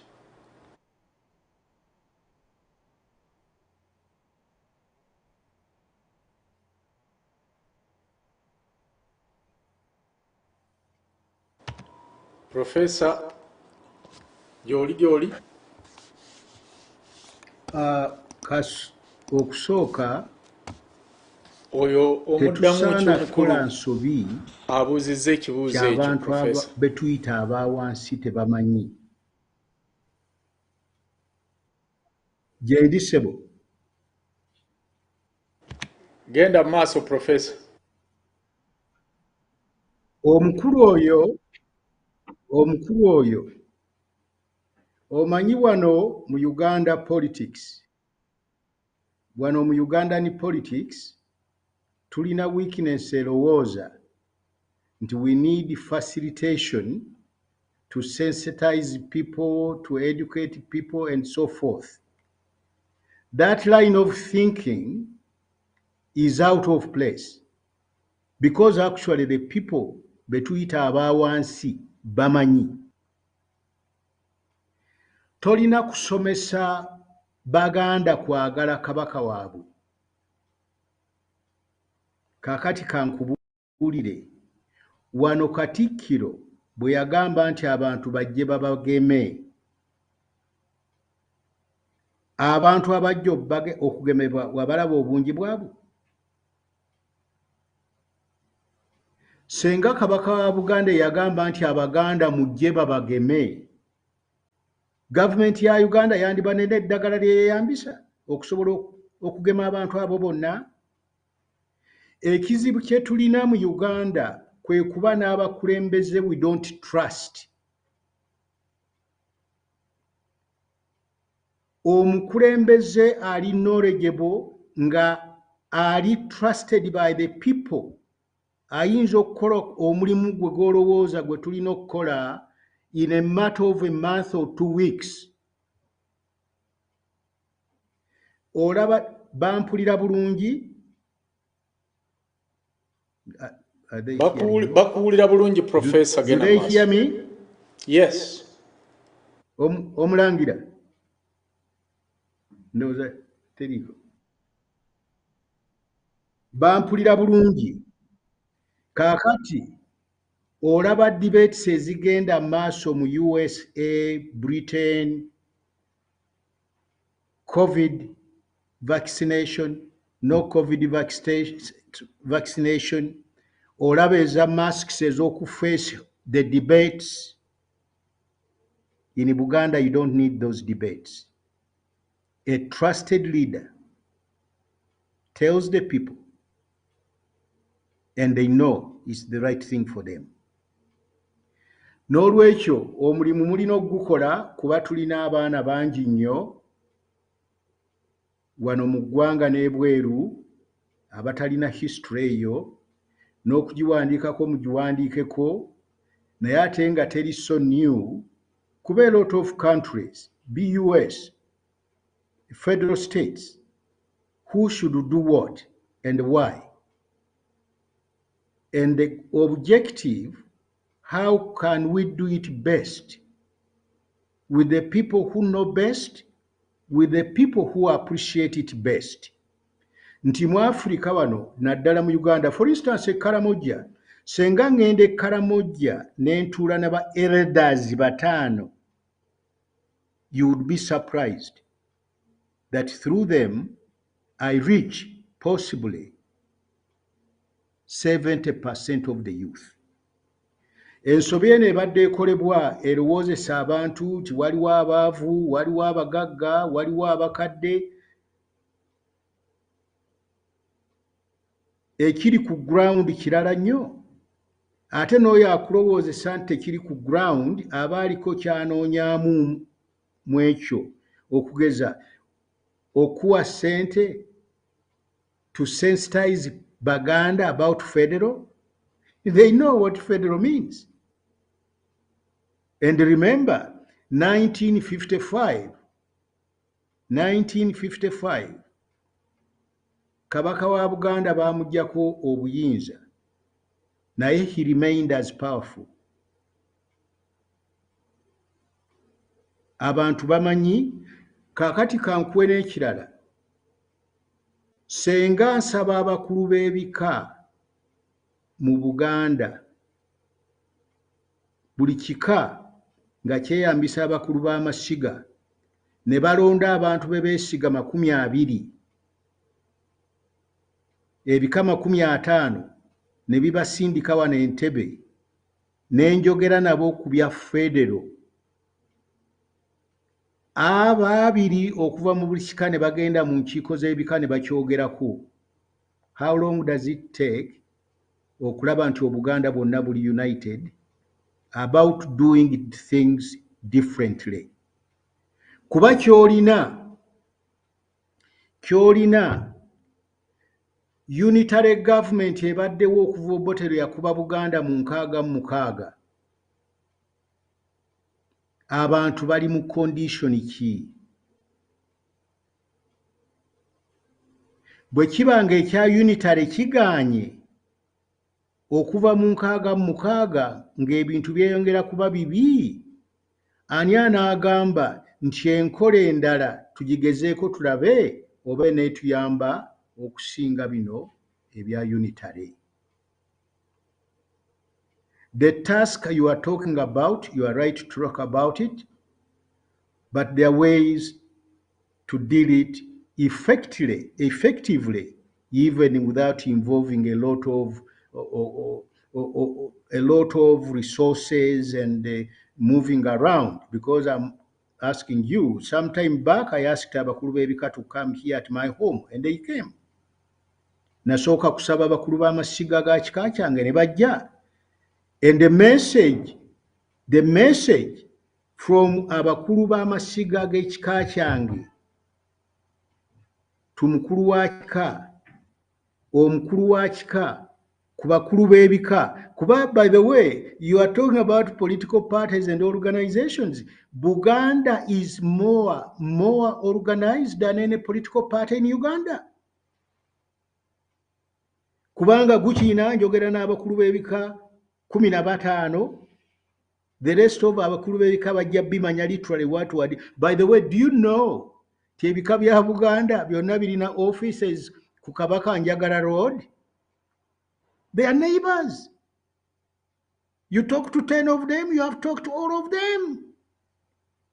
Especially if the speaker is somebody nti abakulu b'ebika bagamba oyo omuzzukulu bw'aba akirabe bw'atyo alina ensonga entuufu.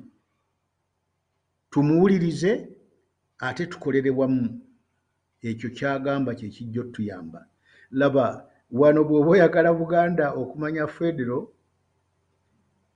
tekitwala na ssente, oyita bakulu ba bika n'obawa ekijjulo. By the way, kate nkubuulire kuba oluusi tetumanyi. Ekika kyange ekya Nakinsige kirina abakulu b'amasiga 17. Naye ekika ky'Emmamba kirina abakulu b'amasiga abasukka 7. Naye buli kika kirina abakulu b'amasiga. And those are not corruptible people. Kuba tebava mu politics, you cannot even, most of them you cannot even bribe them. Ndi senga oyitwa olukuŋŋaana tabamiruka w'abakulu b'amasiga g'ebika bya Buganda ne bajja, message etuuka wala. And thirdly, nti nga bwe nagakyuka ey'abakyala okuva mu batalya nkoko okugenda mu kulya enkoko, changes zino zijja kujjawo. Olibuuza n'omuntu nti ani yazikulembera, ng'oba oli awo tebamanyiddwa muntu omu oba babiri tibe baagikulembera. Kuba mwe mwennyini abajoogerako mugikulembera, n'abalala abagamba nti ebintu byali bulungi nnyo nga tukyalina gavumenti yaffe Mengo. Mukulu, njagala nkukakase nti tolina kulowooza nti tetulina ssente za okusobola okulinnya olusozi olwo. Oba oli awo teweetaaga ssente kululinnya, weetaaga kumanya abantu kye bamanyi, kye baagala, n'abakulembeze be beesiga. Wow. Ndowooza munaffe ekibuuzo kyo ansa bagizeemu bulungi. Kakati ono omukulu agambye nti nkulamusiza nnyo omulangira ne taata waffe ali mu studios gw'oleese olunaku olwaleero mukenkufu Professor Gukiina. Weebale kutuleetera mukulu oyo. Kakati bulijjo ffe abamu abalwawo okukwata tubadde tujja mpola nga tugoberera naye nga tunoonya ekinyusi kya Uganda Federal Consultative Council wekiri nga tetulabawo. Bwe waleeta juzi bwana Remedius Kintu ne tugenda ku get set, naye bw'oleese Professor kakati tusimbudde.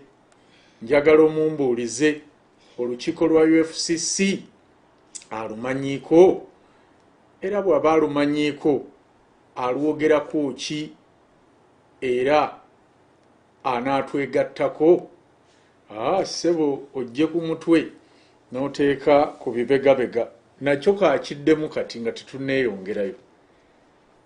Ssebo abuuzizza ye mukulu Frank ali Bufalansa.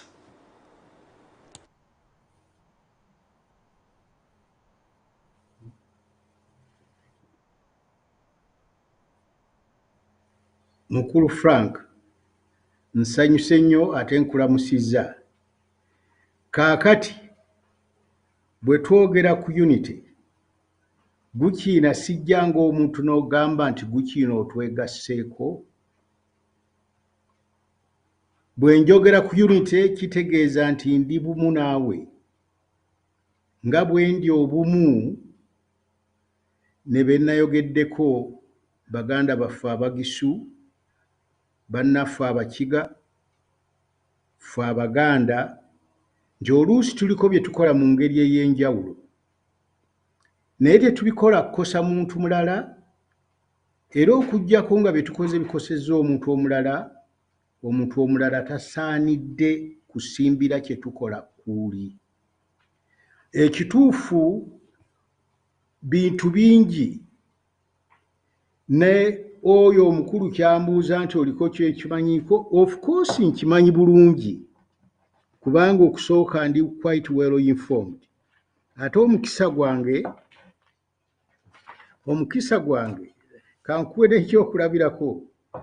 Olunaku lwa jjo nabadde mu ofiisi yange nga ndiko documents zenkolako, omuntu n'ajja n'agamba nti sisters babiri, ng'omu ku sisters, these are Catholic nuns, is a Catholic, they want to say hello to you and that they are coming from Fort Portal. Naturally, I put everything away and I spent more than 4 or 5 hours with those 2 sisters from Fort Portal. Can you imagine? So the unit I'm talking about, you see, I think it's in the Bible, something like Elijah, where now, and this is very important, when this man thought he was the only one that believed in the right God and the only God, and then God revealed to him how much there are out there, how many out there that believe exactly the same way he believes. Sometimes we feel isolated, but we are not isolated because humans are social animals. I know, and I thank you very much for the work you have done in a way of sharing knowledge, and sharing knowledge is fighting ignorance, that when that time comes to connect for self-determination, for every part of Uganda. Incidentally, what you are doing, some of us have been doing here, and we take time to know what other people are doing. It's not only a question here for Uganda, it's a question for the whole of Uganda. And our problem is not informing our people in Uganda. The problem is to alleviate fears from other parts of Uganda, which fears actually are out of ignorance. Because if Baganda welcome everybody in Uganda, why would any Muganda even think of stopping a Langi from going to Entebbe Airport? We have allowed the Langis in Budo, St. Mary's College, Kisubi, everywhere. So somebody peddling that line is looking for political support in the wrong way for personal reasons. And actually those people are totally unhelpful to the people of Uganda. So I thank you for the work you are doing under UFFC. Of course, this work here that has brought together this conference we're in now, in nutshell, and incidentally, when I talked about that ladies not eating chicken in Uganda and then eating chicken, I'll talk about something else. Major changes that come about without people ordinarily noticing that they are taking place. Omwami ambuuziza bw'abanga mukulu ekimala oba bw'abanga asomye history yaffe akimanya that at the time of our independence we had a Buganda police and we also had a Uganda police. And there were a lot of discussions and the pull and the push. Which powers can a Buganda police have? Which powers can a Uganda police have? And that was a big issue. But in today's Uganda, we are all united by demanding what kind of a police we want. We are not talking about having a police, a Busoga police and a Bunyoro police, and this unity of the police and our unity to demand that the police becomes professional, not corrupt, and respects human beings. It helps us all if that is the standard in Teso, in West Nile, in Ankole, in Buganda, everywhere in Uganda, because Uganda is a small country where literally anytime you can be in any part of Uganda. So that is major progress, that now we are united as to what we want a police to be. And when in Karamoja, what I expect of a police station is what I expect from a police station in Entebbe. So the groups, yes, continue, but unity and truthfulness are the things that are going to set our country free and get out of the mess. Tweyanze nnyo tweyanzege. Professor katuwulire ku munafone ali ku line. Hello. Hello. Mulangira Kimbugwe. Yes, sebo. Webale sebo tuweereza era egala okwaniriza mukadde waffe yali mu studio zaffe olwaleero. Sebo webale nnyo, webale ddala kulabikako. Weewaawo. Ekibuuzo kyange oba okwogerako comment yange eri bweti. Ti gavumenti y'omwami ono Museveni egezezaako nnyo okwa-isolatinga ebibi abambiyita ebibiina but omuzungu abiziyita groups oba sects mu Uganda nga religious sects nga azijjamu abo ffe tutegeera nti azijjamu abo abazoogerera abandibadde ab'amaanyi okwogera. Tuzaawo tutya obuvumu bw'abantu oba obuvumu bw'abo abakulembeze okuddamu okwogera kuba bw'amala okuba isolatinga abavubuka oba ab'eddiini Buganda abanyolo ndowooza olaba abakulu baabwe agenda oba abanyigiriza mu ngeri ye. Kati kyekibuuzo kyange tuzaawo tutya obuvumu bw'abantu abalala okwogera ng'ekiseera kitunaakugwako kuba twalabyeko ekyabadde kigenda okutubeererawo ku luno owabadde birthday. Tulowooza nti kigenda kuddamu okubeerawo.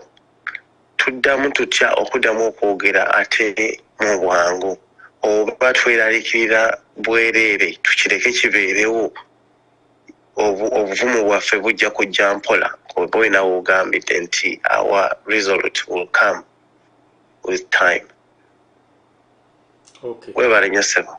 Kale munnaffe naawe weebale nnyo omukuluka addemu ekyate.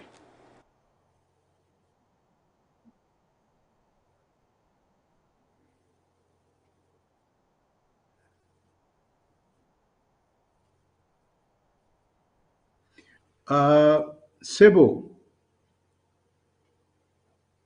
ekituufu kiri nti ku mulembe gwa Idi Amin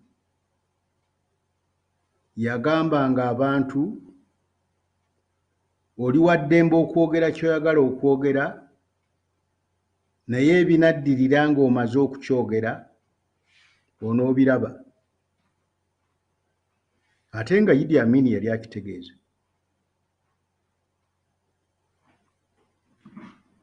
Awo tuvuddewo kuba bw'otunuulira abantu bye boogera. By the way, ndowooza nti omukulu Tinyefunza ali wano mu Uganda. The last time I knew, he was here in Uganda. Bwe yali e Bungereza eyo ng'avudde wano aliko bingi byayogera. Yakomawo tukyali naye. Nze ndowooza nti omuntu mu Chicago gye nali nasomako ku bitabo bya mafias. Bw'omanya mafia kyekoze, bw'oyogera mafia kyekoze, mafia ezisinga tesobola kutta. Kuba babaza ne bagamba nti ate okutta nakyo kijja kwongera ku bad publicity. Ate by'oyogedde omaze okubyogera. Kaakati ne bafa ky'ofiisa ne bakuleka n'ogenda mu maaso. Wano wendi mu Uganda ndaba ebyogerebwa ebirimu ebikankana eby'amaanyi. Oba olina access ku YouTube ova anywhere where you can see mukwano gwange Tamale Mirundi byayogera.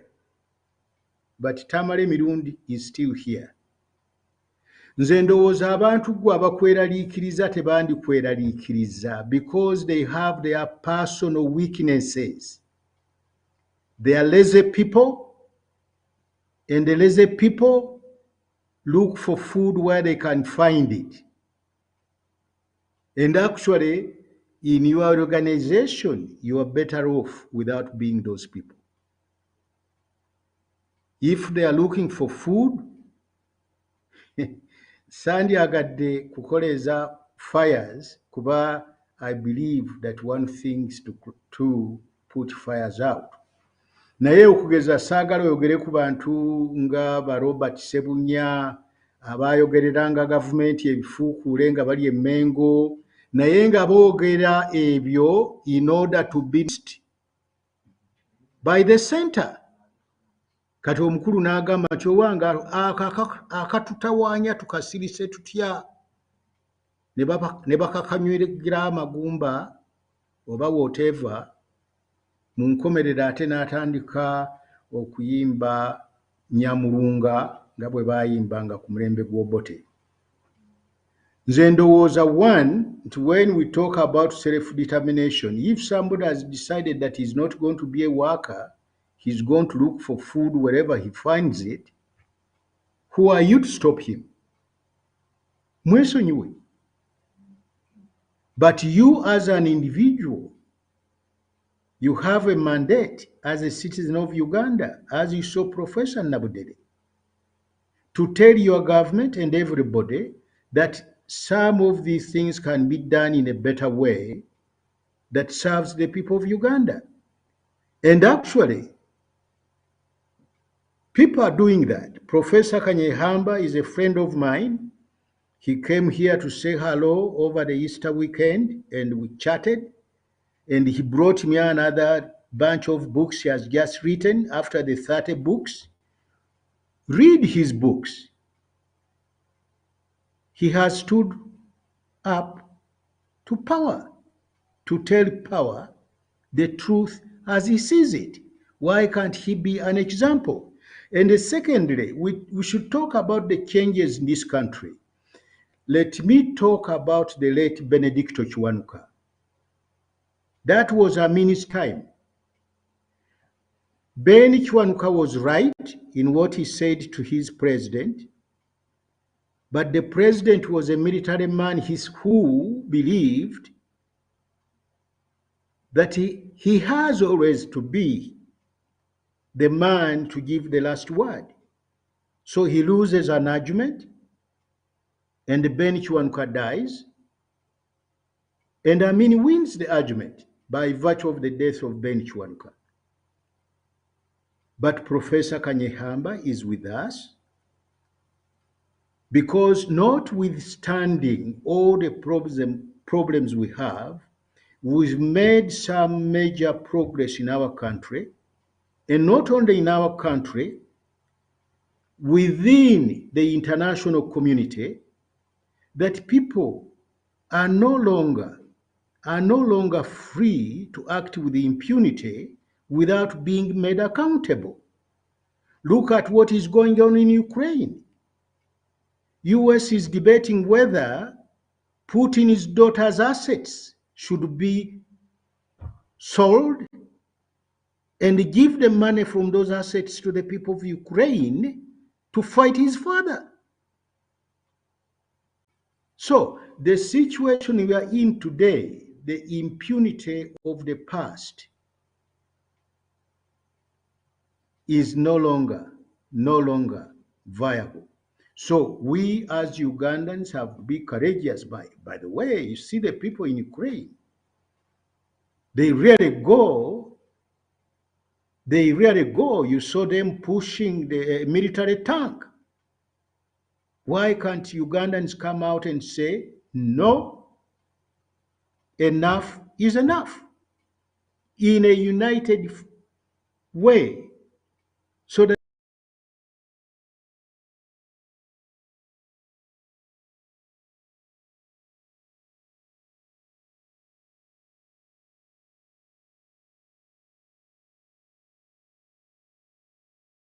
Okay, tukyagenda maaso ne programu yaffe tufunyemu ka star katono naye temutya tugenda kudda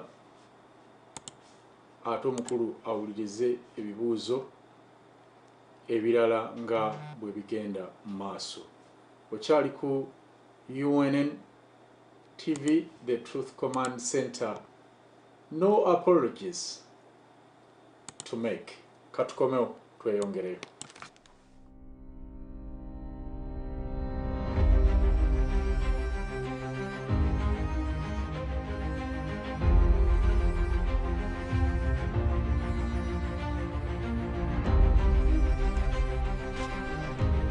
The importance of a federal system of governance in Uganda.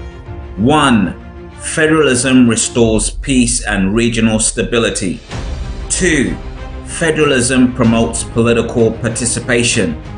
3. Federalism encourages economic development across the country. 4. Federalism provides multiple levels of government action. 5. Federalism accommodates a diversity of opinions. 6. Federalism protects against tyranny of the majority. 7. Federalism promotes unity without imposing uniformity.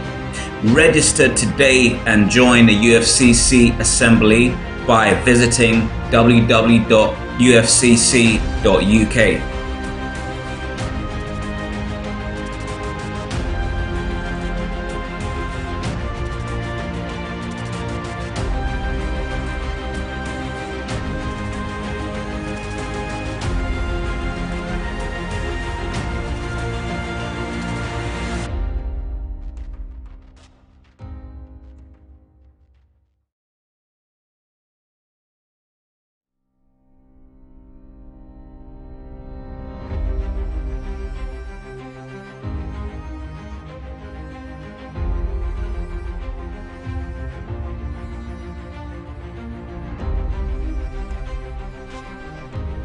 Obwetaavu obw'enkola eya federo mu Uganda. Ekisooka, enkola eya federo eteekawo eddembe n'obutetenkefu mu bitundu eby'eggwanga. Ekyokubiri, enkola eya federo buli omu asobola okwenyigira mu by'obufuzi. Ekyokusatu, enkola eya federo eyambako ebyensimbi mu kulaakulana mu ggwanga. Ekyokuna, enkola eya federo essaawo emitendera mu gavumenti amateeka gasobole okuteekebwa mu nkola. Ekyokutaano, enkola eya federo essaawo okuteesaganya n'okwanjula ebirowoozo. ekyomukaaga enkola eya federo eyambako okutaayiza effugabbi eri bannansi. Ekyomusanvu enkola eya federo eteekawo okwegatta awatali kukakaatika madiini ennono oba ebyobulamu. Weewandiise ku lukiiko olwa UFCC ku www.ufcc.uk.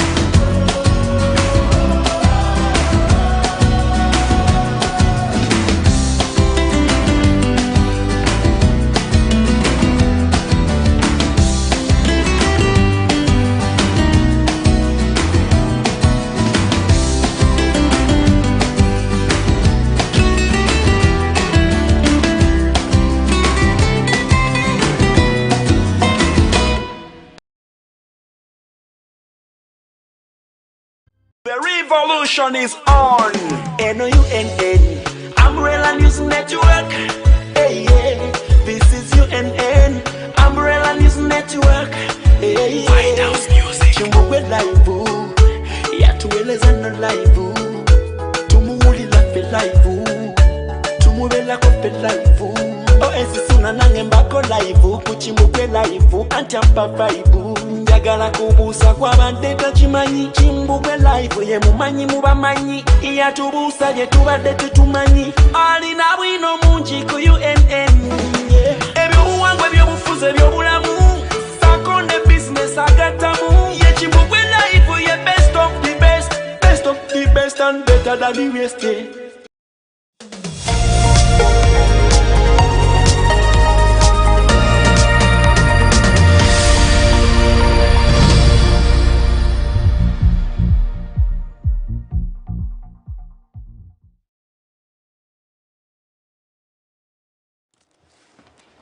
Kale tubakulisizaayo nnyo mwenna mu kuwumulako okwo, kansubire nti muli bulungi era tukyagenda maaso n'ebibuuzo byammwe ebitonotono.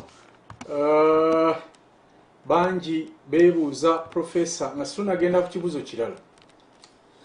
Bagambye nti nayogedde ku kitabo kyo wano nga tutandika kye wawandiika, era nga beebuuza nti bwe baba baakukifuna ekitabo ekyo bakisanga wa, kubanga bwe bagenda ku mutimbagano wano bannabulaaya abasinga gye bakigula oba gye bagula ebitabo ku Amazon tebakifuna.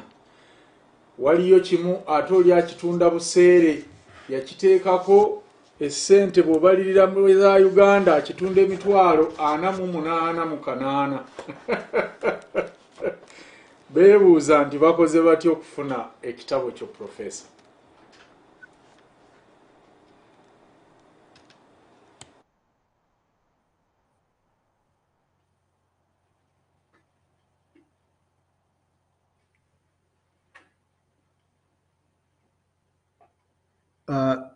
Sebo ekitabo kyoyogerako kati kiri a collector's item.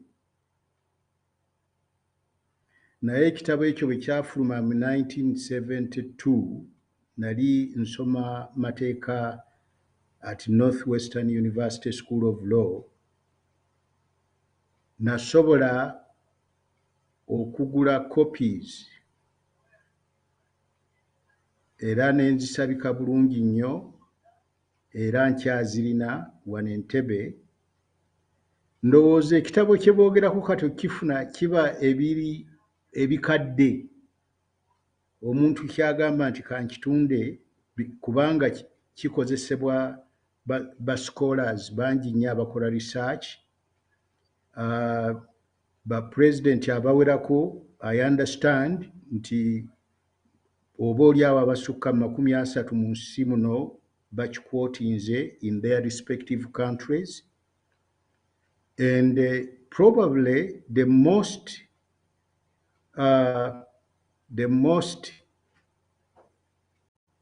credit that I was given for it was when President Mbeki came to Uganda twice, the Ugandan parliament, and he used an occasion to quote something from it.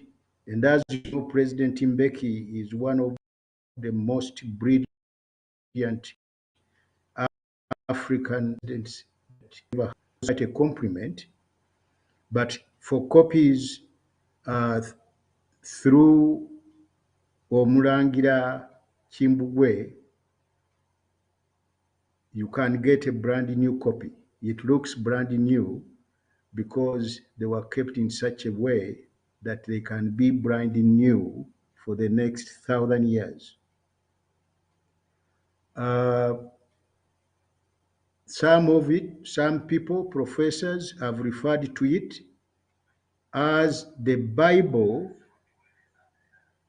of state formation and the political development for the third world.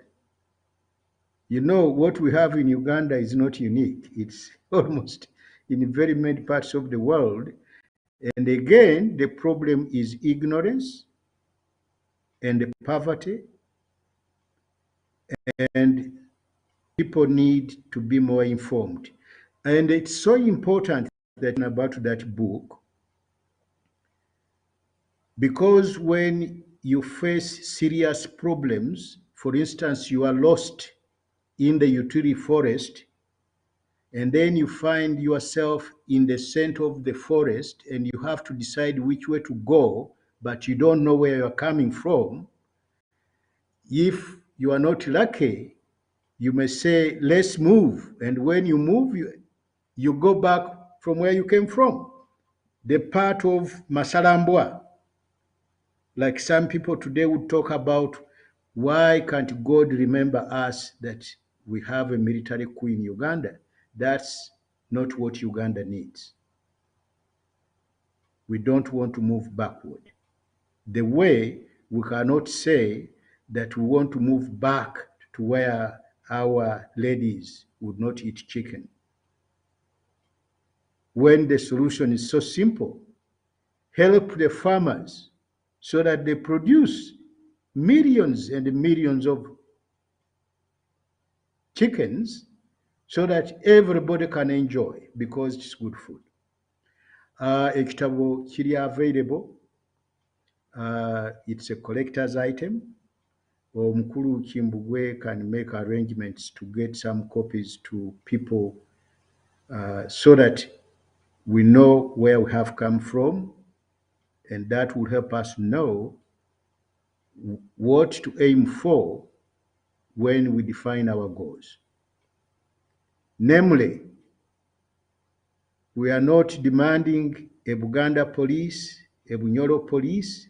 We are demanding a Uganda police that works for the people of Uganda, fully respecting the human rights of the people of Uganda.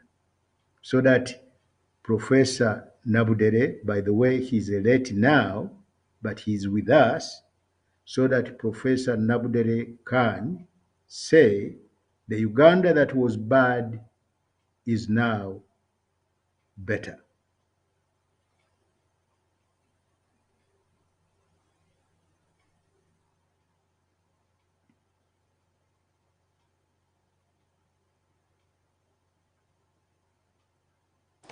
Kale katugende mu maaso mwenna ebigambo ebyo mbiwulidde. Omulangira bali kuweereza n'omugenyi waffe Professor nze Munnabusiro. Kakati mbuuza Professor, ekizibu kyaffe ku bisatu by'oyogedde, bad governance, obwavu n'endwadde. Obwavu n'endwadde governance yabifuga, naye ebbanga lyonna tufunye bannabyabufuzi abajja ne batulemerako nga beefuula bali sayidi zaffe. Omuntu najja n'abeeteekako nga muwuddise mupange bupanzi, ate nga n'abakitegedde tebalina mikutu kwe bagenda kuyita kutaggulula bulimba luno. Tumala kulonda ne tumanya nti yadda mu kiguumaaza. Professor, obulimba buno tuyinza kwewonya tutya abantu bano ne bali kuweereza. Professor, kino mbadde nkira n'obwavu bugenderere okubutusigamu, kubanga waliwo omuntu asobola okwewola emiliyoni 10 n'azikozesa n'azizzaayo, naye batuteeka mu kakodyo ak'okubeera mu guruupu. So guruupu singa yali ekola kintu kimu kikola amakulu, naye babaga mugende mu parish model ne babawa ssente, mugende musuubule ebintu olwedda ate ebiriko omusolo, mugenda kukola botiiki, mugenda kukola midaala gya gundi. Naye ekyewuunyisa bannabyabufuzi obunnanfuusi bwabwe era Professor bakyakipromotinga ekintu kino, abantu babawe buwi mu kifo ky'abantu bateerawo obutale, kubanga abantu basobola okwenoonyeza ssente, naye obutale bwe bubabula, naye ssente zikola abantu basobola zifuna mu makubo amalala gonna. Bwe bwavu nabwo obutulemeddeko, era nga n'endwadde mwe awo lwate oba onoosobola okwejjanjaba. Kale ye challenge ze tusinza okubeera nazo, ate bannaffe ze batalaba. Okay, kakati ku ekyo Professor wandiika kuba njagala nnyongereko ebiwerako osobole okubiddamu olumu tusobole okumaliriza program. Masebo abawuliriza ba UNN mwenna mbalamusizaako abakyala n'abaami mu biti byammwe byonna, n'omukubiriza omuteesiteesi wa programu ne Professor omugenyi olwaleero, erinnya n'eddoboozi Lumaama Kalemeera. Kati nze omugenyi waffe annyonnyodde ebintu, naye nina wensanze nti tatumatizza bulungi nsonga ki gy'ayogeddeko etegeeza okwegatta. Bwe tutunuulira okufa ku Obote report, tutunuulira a space of 20 years. Clearly, report eyo tekyalina mandate of our revolving society. Ne president eziriwo kati. 1. Olwaleero tuli under occupation. How do we unite?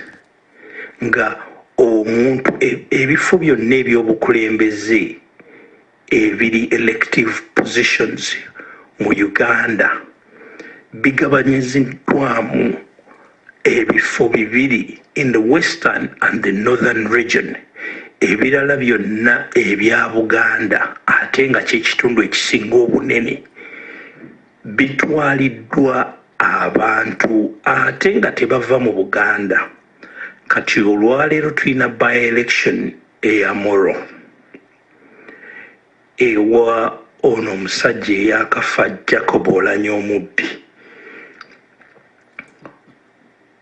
omwami professor asobola okuŋŋamba nti reconciliatory note gy'aggiddemu abakyoli basobola okukkiriza Sentamu Sewandagi oba Kimbugwe agenda abakiikirire mu Amolo nga omubaka waabwe, nga bw'oba okitunulidde in compulsion. Omwami ayitibwa Derek Nyeko mu Makindi, mu Kyoli oba mu Lugwala akiikirira abantu ba Makindi mu Buganda. That imbalance and unfairness does not convey any conciliatory positions ez'okuteesaako kubanga tewaliwo point of conversion. Bannayuganda, we are now a very dysfunctional family. Omuntu yenna ajja n'atugamba nti twegatte era tuli ba Luganda tekiina we kireflectingira mu society olwaleero.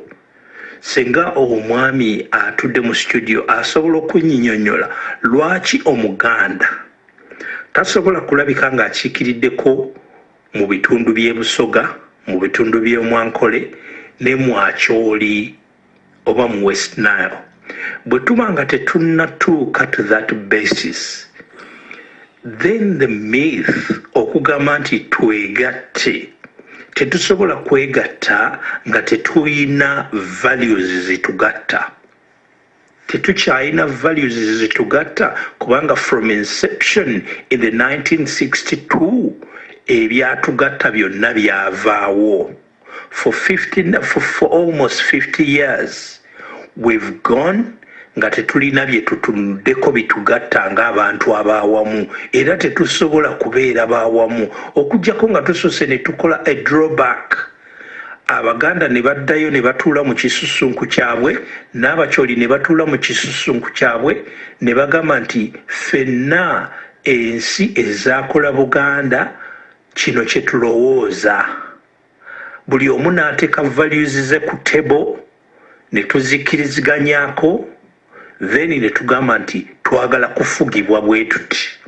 Naye okugatta Uganda, it's almost impossible because temwogera ku kigambo ky'abatuusi abatutuddeko abatutte ensi yaffe kati batututte ne mu mukago ogwa East Africa oguli fraudulent gwe tutalinaako kakwate na tutera tetulinaako na representation yonna ebaddewo. Akati nze w'ekitiibwa nsaba otunnyonnyole, how do you reconcile that nga tuli under occupation n'abantu abatali baffe abatalina kakwate? Already obutuuze bwaffe as descendants and Aborigine people of Uganda babujjawo. Mwenga abagamba nti ensonga y'okwegatta nkulu nnyo, ekyo temwakyogerako. Kakati nze ndowooza nti okwegatta nga ne obutuuze bwaffe oba obuzaalirano baabutuggyako, it's rather a myth. Ensonga endala, ababbi be twogerako nti babbi, tumusiime Mutebire abbye n'abakozi bonna abatudde mu Bank of Uganda, kebabe ba accountant, kebabe ba banka, kebabe bannamateeka, ne babba ekiteetaagisa nga bandibadde bagenda na makomera oba abo abakyakola mu Bank of Uganda bandibadde baresigninga n'emirimu gyabwe olw'obunafu n'okulemwa okubeera competent n'okukola due diligence ku buvunaanyizibwa bwabwe. Kakati bwe tuba nga tetusobola ku addressinga very fundamental issues ng'ezo, how do you then say nti ojja kwata omukakwa, omusebbeyi, omukalamojja bonna obateeke mu kisaawe e Nabugabo obagambe nti mugende musabe federal oba mugambe nti tugenze kwegatta kuleeta federal? Ebyo tebiriiwo. Mwami Professor atunnyonnyole bwe tuba nga fundamentals ezitukwatako naddala wa identity tetulina we tugattira tunaakola tutya okwegatta nga tetumaze kuddayo mu bisusunku byaffe okwetereeza. Kweyanziza nnyo sebo. Tweyanze nnyo tweyanzege omulangira Lumaama Kalemeera ka tuwulire mukadde waffe bwaddamu ekibuuzo kino. Sebo omuzindaalo guugwo.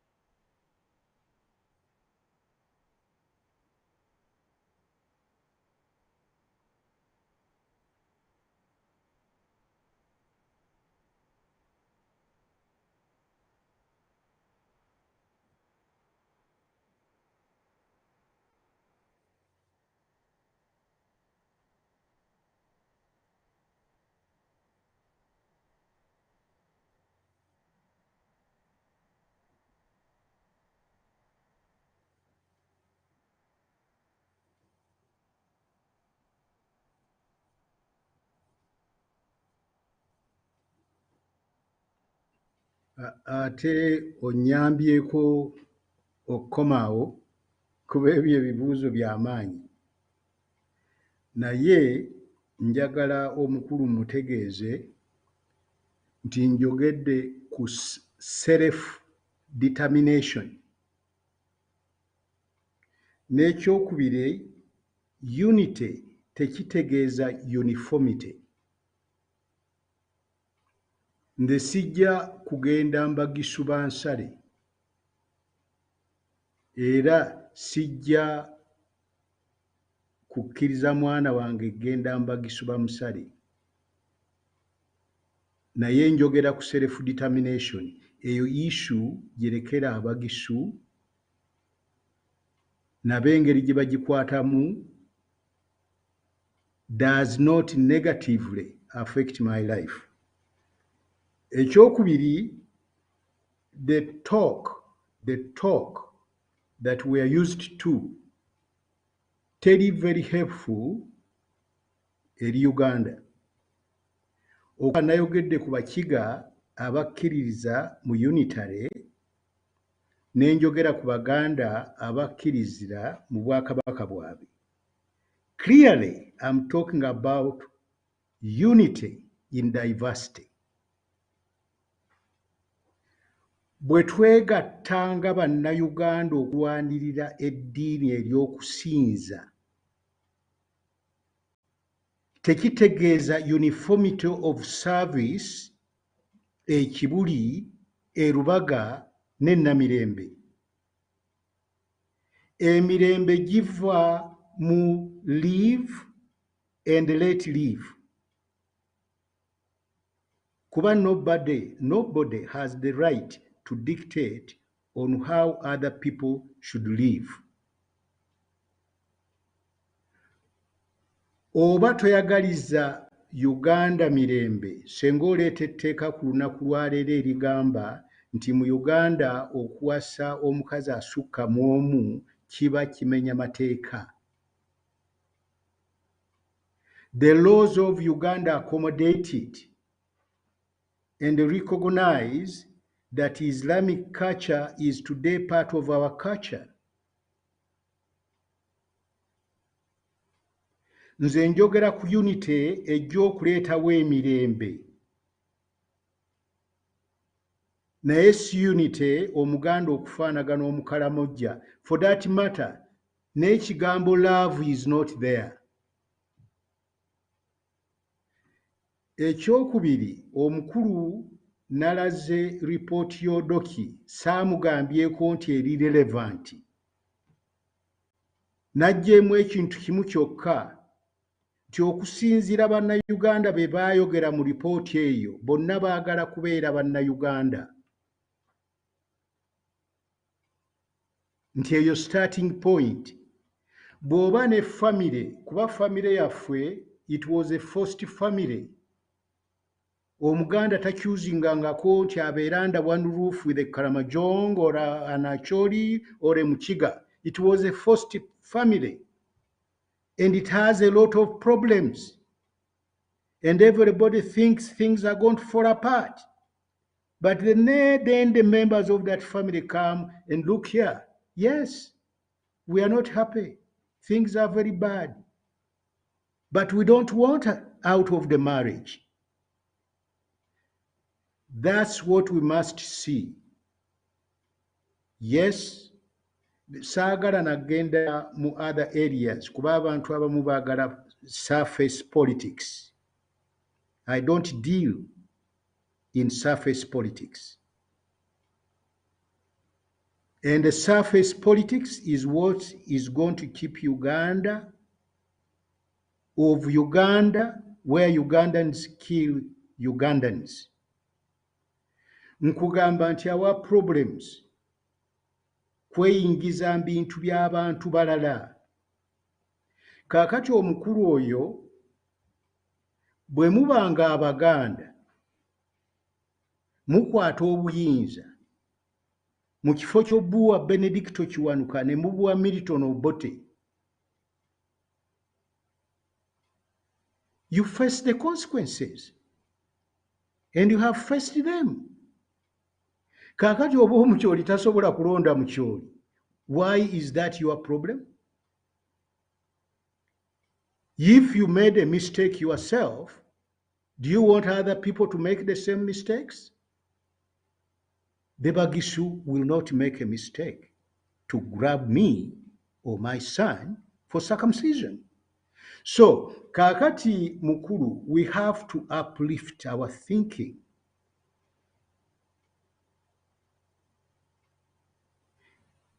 Thinking eyo, gundi is not helpful at all. Live and let live. Nayogedde ku ky'oluzzi tekyabadde accidental. By the way, and I'm so passionate about these things. Nze ku kyalo kwe nakulira twalina oluzzi nga baluyita Namagongolo. Ndowooza lwabanga n'amagongolo mangi. Nakula nkimanyi nti oluzzi olwo bwogeza lwalina omuwafu munene nnyo naye nga bagamba nti kossaamu esseffuliya eriko enziro, ettabi ly'omuwafu lijja kukuba likutte. Kaakati ekintu ekyo tekyamakinga sense to me. Ndowooza nali mu senior 3 at St. Mary's College and asked my father, but how can that happen? Kangiseemu ndaba oba eggulina nkuba. Kuba I could not connect kaseffuliya akaliko enziro okukassa mu luzzi wali ettabi ly'omuwafu ogwo omunene linkuba. Kati taata wange n'aŋŋamba nti mwana wange omanyi tye. Y'engeri Omuganda gy'akommunikatingamu ey'amagezi ag'ekika ekya waggulu. Wano tulina Abasiraamu. Seffuliya eriko enziro eyinza omulowoozesa nti oba oli awo olusavusavu lw'ennyama Omusiraamu gyatakkirizibwa kulya ogitadde mazzi gaabwe. Gye tuva ng'abantu baali bagezi nnyo. They knew how to manage diversity in the way that nobody else would fail to understand it. And you know what I told my dad? I will never dip a cooking pan ng'eriko enziro mu luzzi olwo because my neighbors will be badly affected by that act. Emirembe gikolebwa. Omusiraamu n'abeera Omusiraamu, Omukatuliki n'abeera Omukatuliki, Omukristaayo n'abeera Omukristaayo. Emirembe tujja gikola mu Uganda. Omukyoli abeere mukyoli a million times if he wants, as long as it's not to the disadvantages of the peoples of Uganda. N'Omukaramojja abeere. Ate oluusi it's ignorance. One of the key problem we have. Wano mu Buganda nnyambala ekkanzu ku mikolo. naye kizibu nnyo okutambulira mu kkanzu. Yensonga lwaki olaba abantu nga bagisitulako bakola batya. So don't talk about a kanzu for the people of Karamoja, where a mother or a father may have to take off like a plane in order to save his child from an attacking leopard. Byebireetedde Uganda obuzibu oba Omukaramoja yakiraba nti in order to secure his security, bw'aba ayambadde nnyo alina kusiba ssuuka etemugaana kudduka nga ekkita. Mu Buganda you don't still have that problem of leopards, but at one time we had that problem of leopards. So development takes time as conditions on the ground change. Bakulu, I know for a fact nti omukulembeze mu Uganda who is having the ability to manage our diversity can make Uganda free. We can have good governance in Uganda. And if our forefathers, the past leaders of our country, had that ability to manage diversity, Uganda would not be a poor country today. It would be richer than Malaysia. Possibly would have been in the first world. But somebody comes up and say that every Muganda should be stopped from accessing business opportunities, scholarship opportunities. How many Baganda have we lost because of the anti-Baganda actions from the center to this day? So these questions require long answers, but the answers are there. And as the Sheikh told us, a long journey starts with one step, and this program has been the first step. We have to be truthful. We have to acknowledge that ways of the past that have not helped us will not help us. If that thinking omukatuliki tasobola kubeera katikkiro mu Buganda, waliwo n'Omuganda eyaŋŋamba, yali muliraano waffe baamuyitanga Ernest Semakula n'agamba ti omukatuliki okufuuka katikkiro mu Buganda, waakiri Buganda efe eggweewo. That kind of thinking. Awo ne weetwala nti oli Muganda nnyo. What does being Muganda nnyo have to do with the Anglicanism or Catholicism? Buganda was, before those people came, Buganda still is. And you cannot change yourself because you go to Namirembe or Rubaga. As a human being, you are grounded in Buganda, and you are a Muganda. The same way, to being such a Catholic or a Protestant or a Muslim, your color will not change to match the colors of the people of Britain, so that you are part and parcel of what they are. They are Anglicans, but they are white. And you may be Anglican, but you are black. They are Anglicans, but they are English. You are an Anglican, but you are a Muganda or a Mukiga. So this question of diversity, that's one of the problems that we have. How do we educate each other so that we can live and let live and continue to drink from the same well without contaminating the waters? Mbebaza nnyo mukulu bw'oba onta. Ekibuuzo ekyasoose ekyo nakyo kyabadde kinene, naye nga ansa njaggiwa ku mulundi oguddako. Nze ndowooza nti conference eno si ya Gukiina.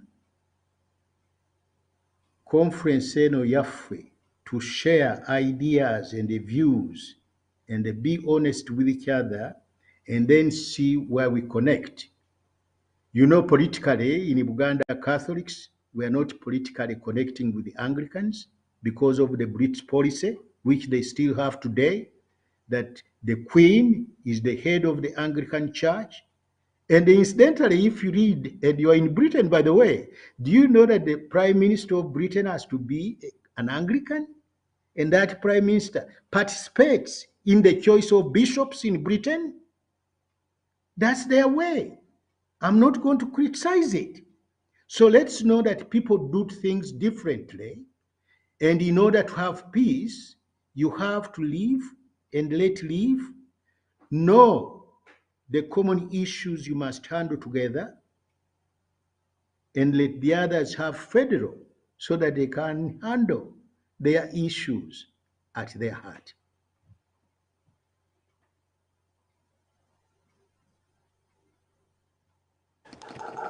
Bannange, ebirungi biggwa byokya. Tulinawo ebibuuzo byammwe wano naye tuyinza obutasukka nnyo wano okuggyako omukulu bw'aba nzikiriza muweeyo omu babiri basatu abo bajja okuddamu ng'asiibula. Nkusaba ebibuuzo obirikodinge kubanja biddamu eventually, and we don't want to overload ourselves with the issues to digest. And I think, actually, I know that in this program, this conference we have had, there is plenty for the viewers to think about, so that when we meet again, we meet from a well-informed point of view. Ennyombo enkadde zonna tuzimanyi. Incidentally, kanjogere ku kino kuba nakyogeddeko. Nawandikira President Museveni a letter in 1988 asking him to stop criticizing the former leaders. Namugamba, however much you criticize those former leaders, that does not help the people of Uganda. Bw'aba Obote yazimba amalwaliro ng'ageenyumirizaamu nakinaki, naye kati osanze makalu tegalimu basawo na ddagala, kati gavumenti ekole kyakussa ddagala n'abasawo mu malwaliro ago. There is no need of talking about Obote. Tucovering those horrible things we have come through, so that we have a chance for a new beginning in Uganda, for a better Uganda. So I thank you very much, Omulangira, and everybody who has participated in this conference, and I'm looking forward to hear more of their views, their reactions. As I said, ndi mugezi nga mubuulire. Ebibuuzo bye bambuuzizza ne comments ze bakoze, I'm very grateful, because we are ending this program when I'm wiser, kubanga mubyogedde bye mwogedde. Era mwongere okwogera, bannayuganda bonna babikaminge wiser, tubeere wiser in our choice of whatever choice we make. Kankyogere kino nga mmaliriza, nenya aba politicians, ababbi, abatemu, naye nga the cardinal sin ye munnayuganda atunda akalulu ke. And that covers a lot of people. Omubbi, omutemu, najja n'akuwa omutwalo oba 50,000 n'omuwa akalulu ke asobole okugenda mbuyinza.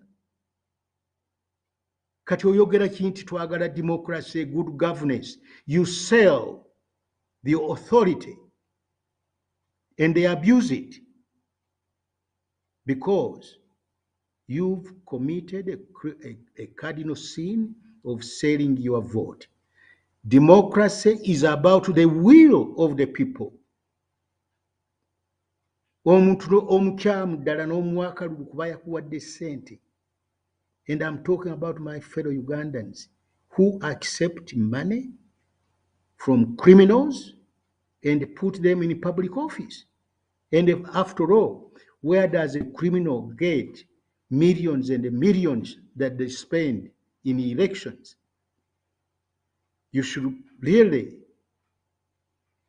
become believers in Islamic law that whoever tries to hand you money to get your vote, that hand is the devil's hand.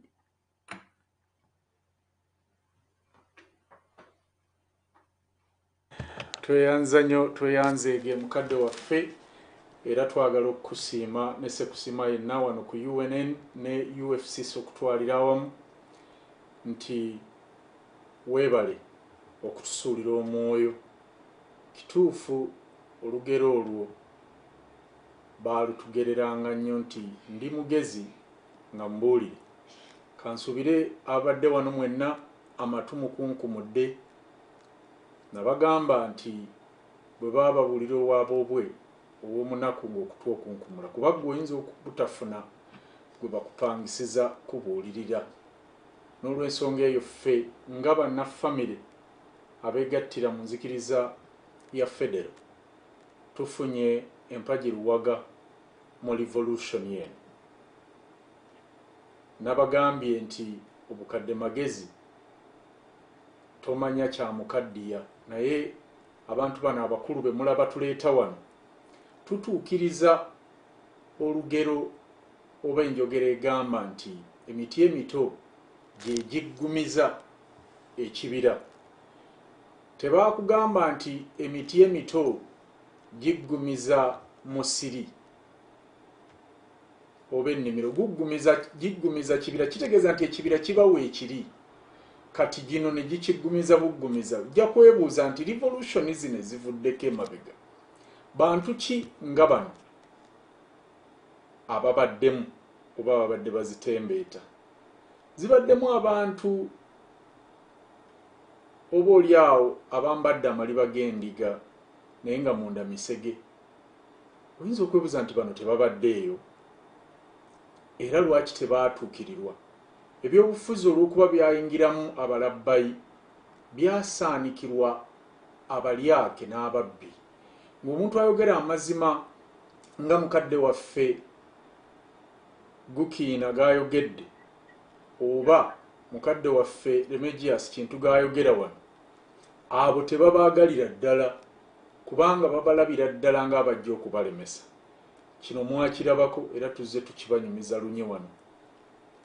Museveni si ye yali akira abo bonna abaaliwo mu kiseera ekyo, kubanga twalina abantu abayivu era abaali baagala ensi yaabwe, naye yalina obbeerimineetinga oba okubajjawo asobole okunnyikiza n'okutojjeza ebyobufuzi ebifaananako nga bino ebijjudde obukyafu era bye mulaba bigenda mu maaso. Kati nno kyekiseera okuwuliriza abakadde baffe bano bye batugamba era tubikole nga tutuukiriza ekigambo kya self determination. Singa tunakituukiriza mbakakasa kugenda kuba kuyisa mukka mu kisero. Mukadde waffe tusaba obugambo obutonotono bw'oyinza otulekera, naye nze kano kajja kuba kange. Twakula batunyumiza omukyala ku nkumba okwo eyali ayogera amazima ameereere, naawe ge gaakukwata, ye yali mukyala ky'oyo.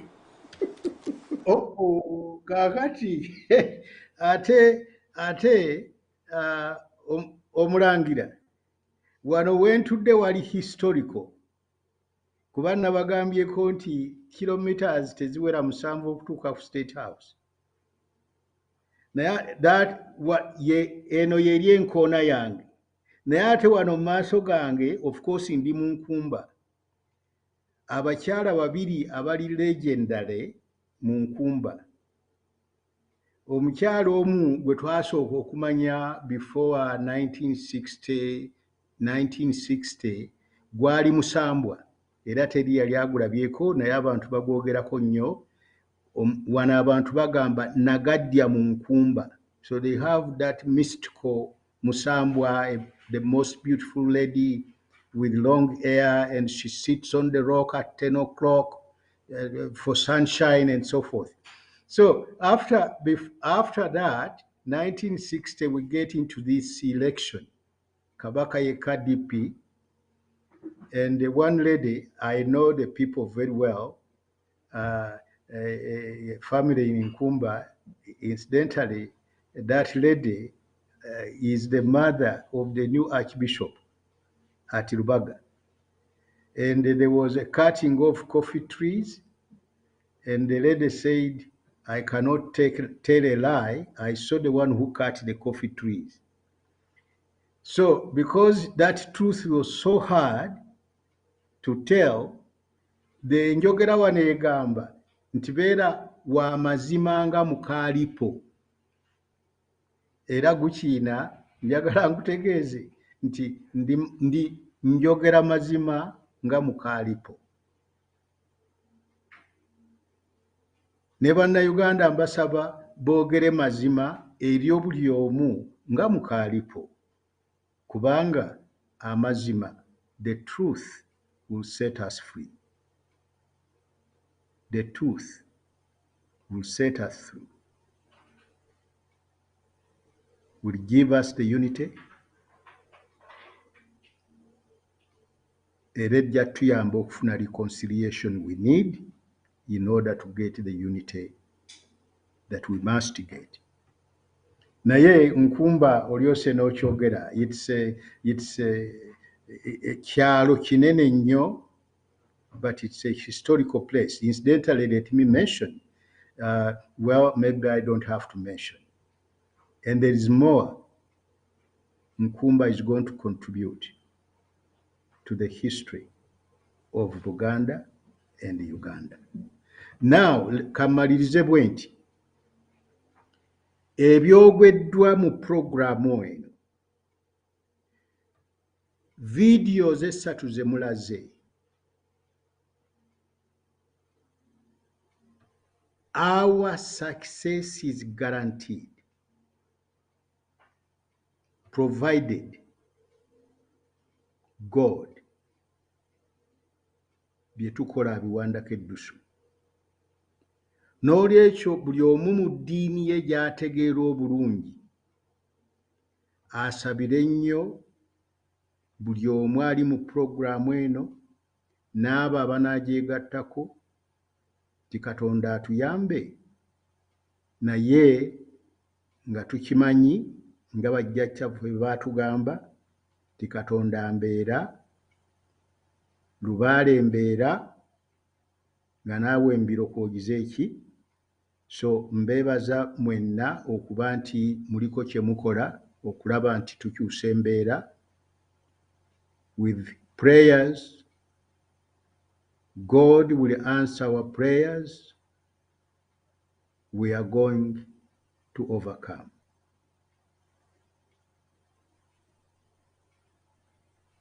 Amina. Awo nno bannange situgenda kusukkawo ne profesa nange nze kanninyeeze buddu kubanga munaye ye alinnya z'entebe bannange nange ne mba nga mbeera awo ddakiika buddakiika nga ntuuse mba seesiimye. Kale profesa nebaliza nnyo abadde mu byuma sayidi awo, nange abadde mu byuma sayidi eno mwenna mbeebaza nnyo, mwebale okulaba nti puroguramu eno etambudde bulungi. Tugenda kuddiŋŋana ku lunaku olwokubiri era ne profesa. Ebibuuzo byammwe byonna temutya, ngenda bimusindikira era ajja kubiddamu ku lwokubiri nga Mukama Katonda ye mubeezi.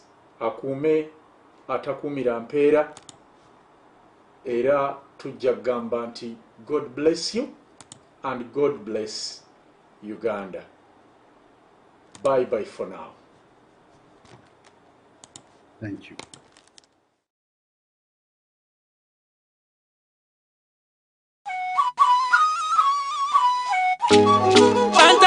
Bantade, abalangira bantade mirembe.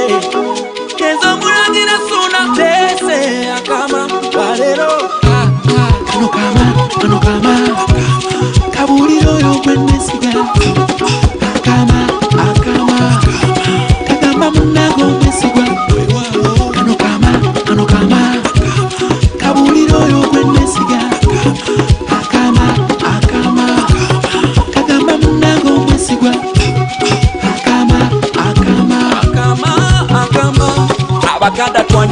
kango budde butugeddeko twandikuuma lubugo ebyaffe babitupako suuna waliwo abalyake bangi bentegeddeko begobanye empologoma bagikutteko ebyabulungi mwasi babibanako ante ekigambo ky'obunanfuusi kyabatuulako ayaye omuntu wa wansi gwe bazanyirako batulimba nti balina ke babala akaddako naye abagezigezi ng'omwana kimbuge laivu yababuuka ekimanya nti batusibavako kati eno revolution kuzuukusa bwongo baali batufera baali batufumba obwongo befaako bokka beyagaliza na bokka bebano bakalya bokka bagisula beyambalira masuuti basiba mu mpate nga bayiwa musimbi kye baali babala galima lya nsimbi ennyonyi bazifula taxi kala amazima twabesiga twabawa omululu abaana bafa bangi basibwa amazima abalala bawangaluka ulira bali ku mawange eyo bavuya nsonga naye mwattu ennaku z'omuli agenze nno manyizi baana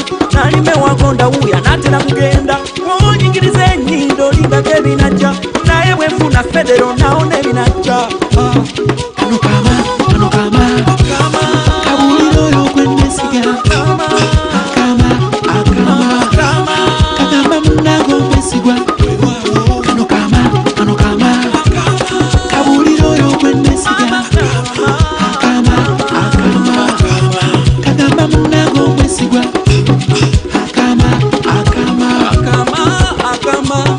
kabaka wafa twetaaga kwanga mujeiko olabe bulende bweyaba munange luno yalwa nnyindo nkobasamboko waluganda yonna gyoli kikukwatako wamma abaana b'ebulaya namwe abaana bawakambagamba njagala tufuuke ekitole tulwanire federo lyeko nange ndyeko ne kabaka waffe muwenda kyanonya wamma abaana b'engoma nesakamba alangira bambejja kakakamba mama abaana b'omusuka kakamba mwe mulimu ekyama omwava ekyama engonge enfumbe olugambe nsenene ab'ekinyoma ekyama mulindwa kyambabulira mwenna abaana b'engabi akamba mukagabane n'abo abaana b'ekkobe nenkimwendira namuŋŋoona oli wakazimba ab'eddira enkula n'ab'enswaswa ab'empologoma bafunye akama n'abo abaana b'embubu bafunye akama abaana b'empeewo kakakama abakatimbu kakakama ab'engona mwe abaana b'ente akama komukabulira abo abaana b'ekibe ab'embwana mwe ab'ekibe akama mukakasuka eri mu baana b'envuma abaana b'embamba akama mutima nenge waliwo akama endiga enjovu kakakama embuzi n'enjobe kakakama engere bwendekeje kakama obutiko n'akasange kakama wamma bekebuka akama mukagabane n'abenjaza kuno mulanga basoga bakyoli bagisu banyoro batoolo banyankole ati akama munanga akama mwenna akama kembagamba federo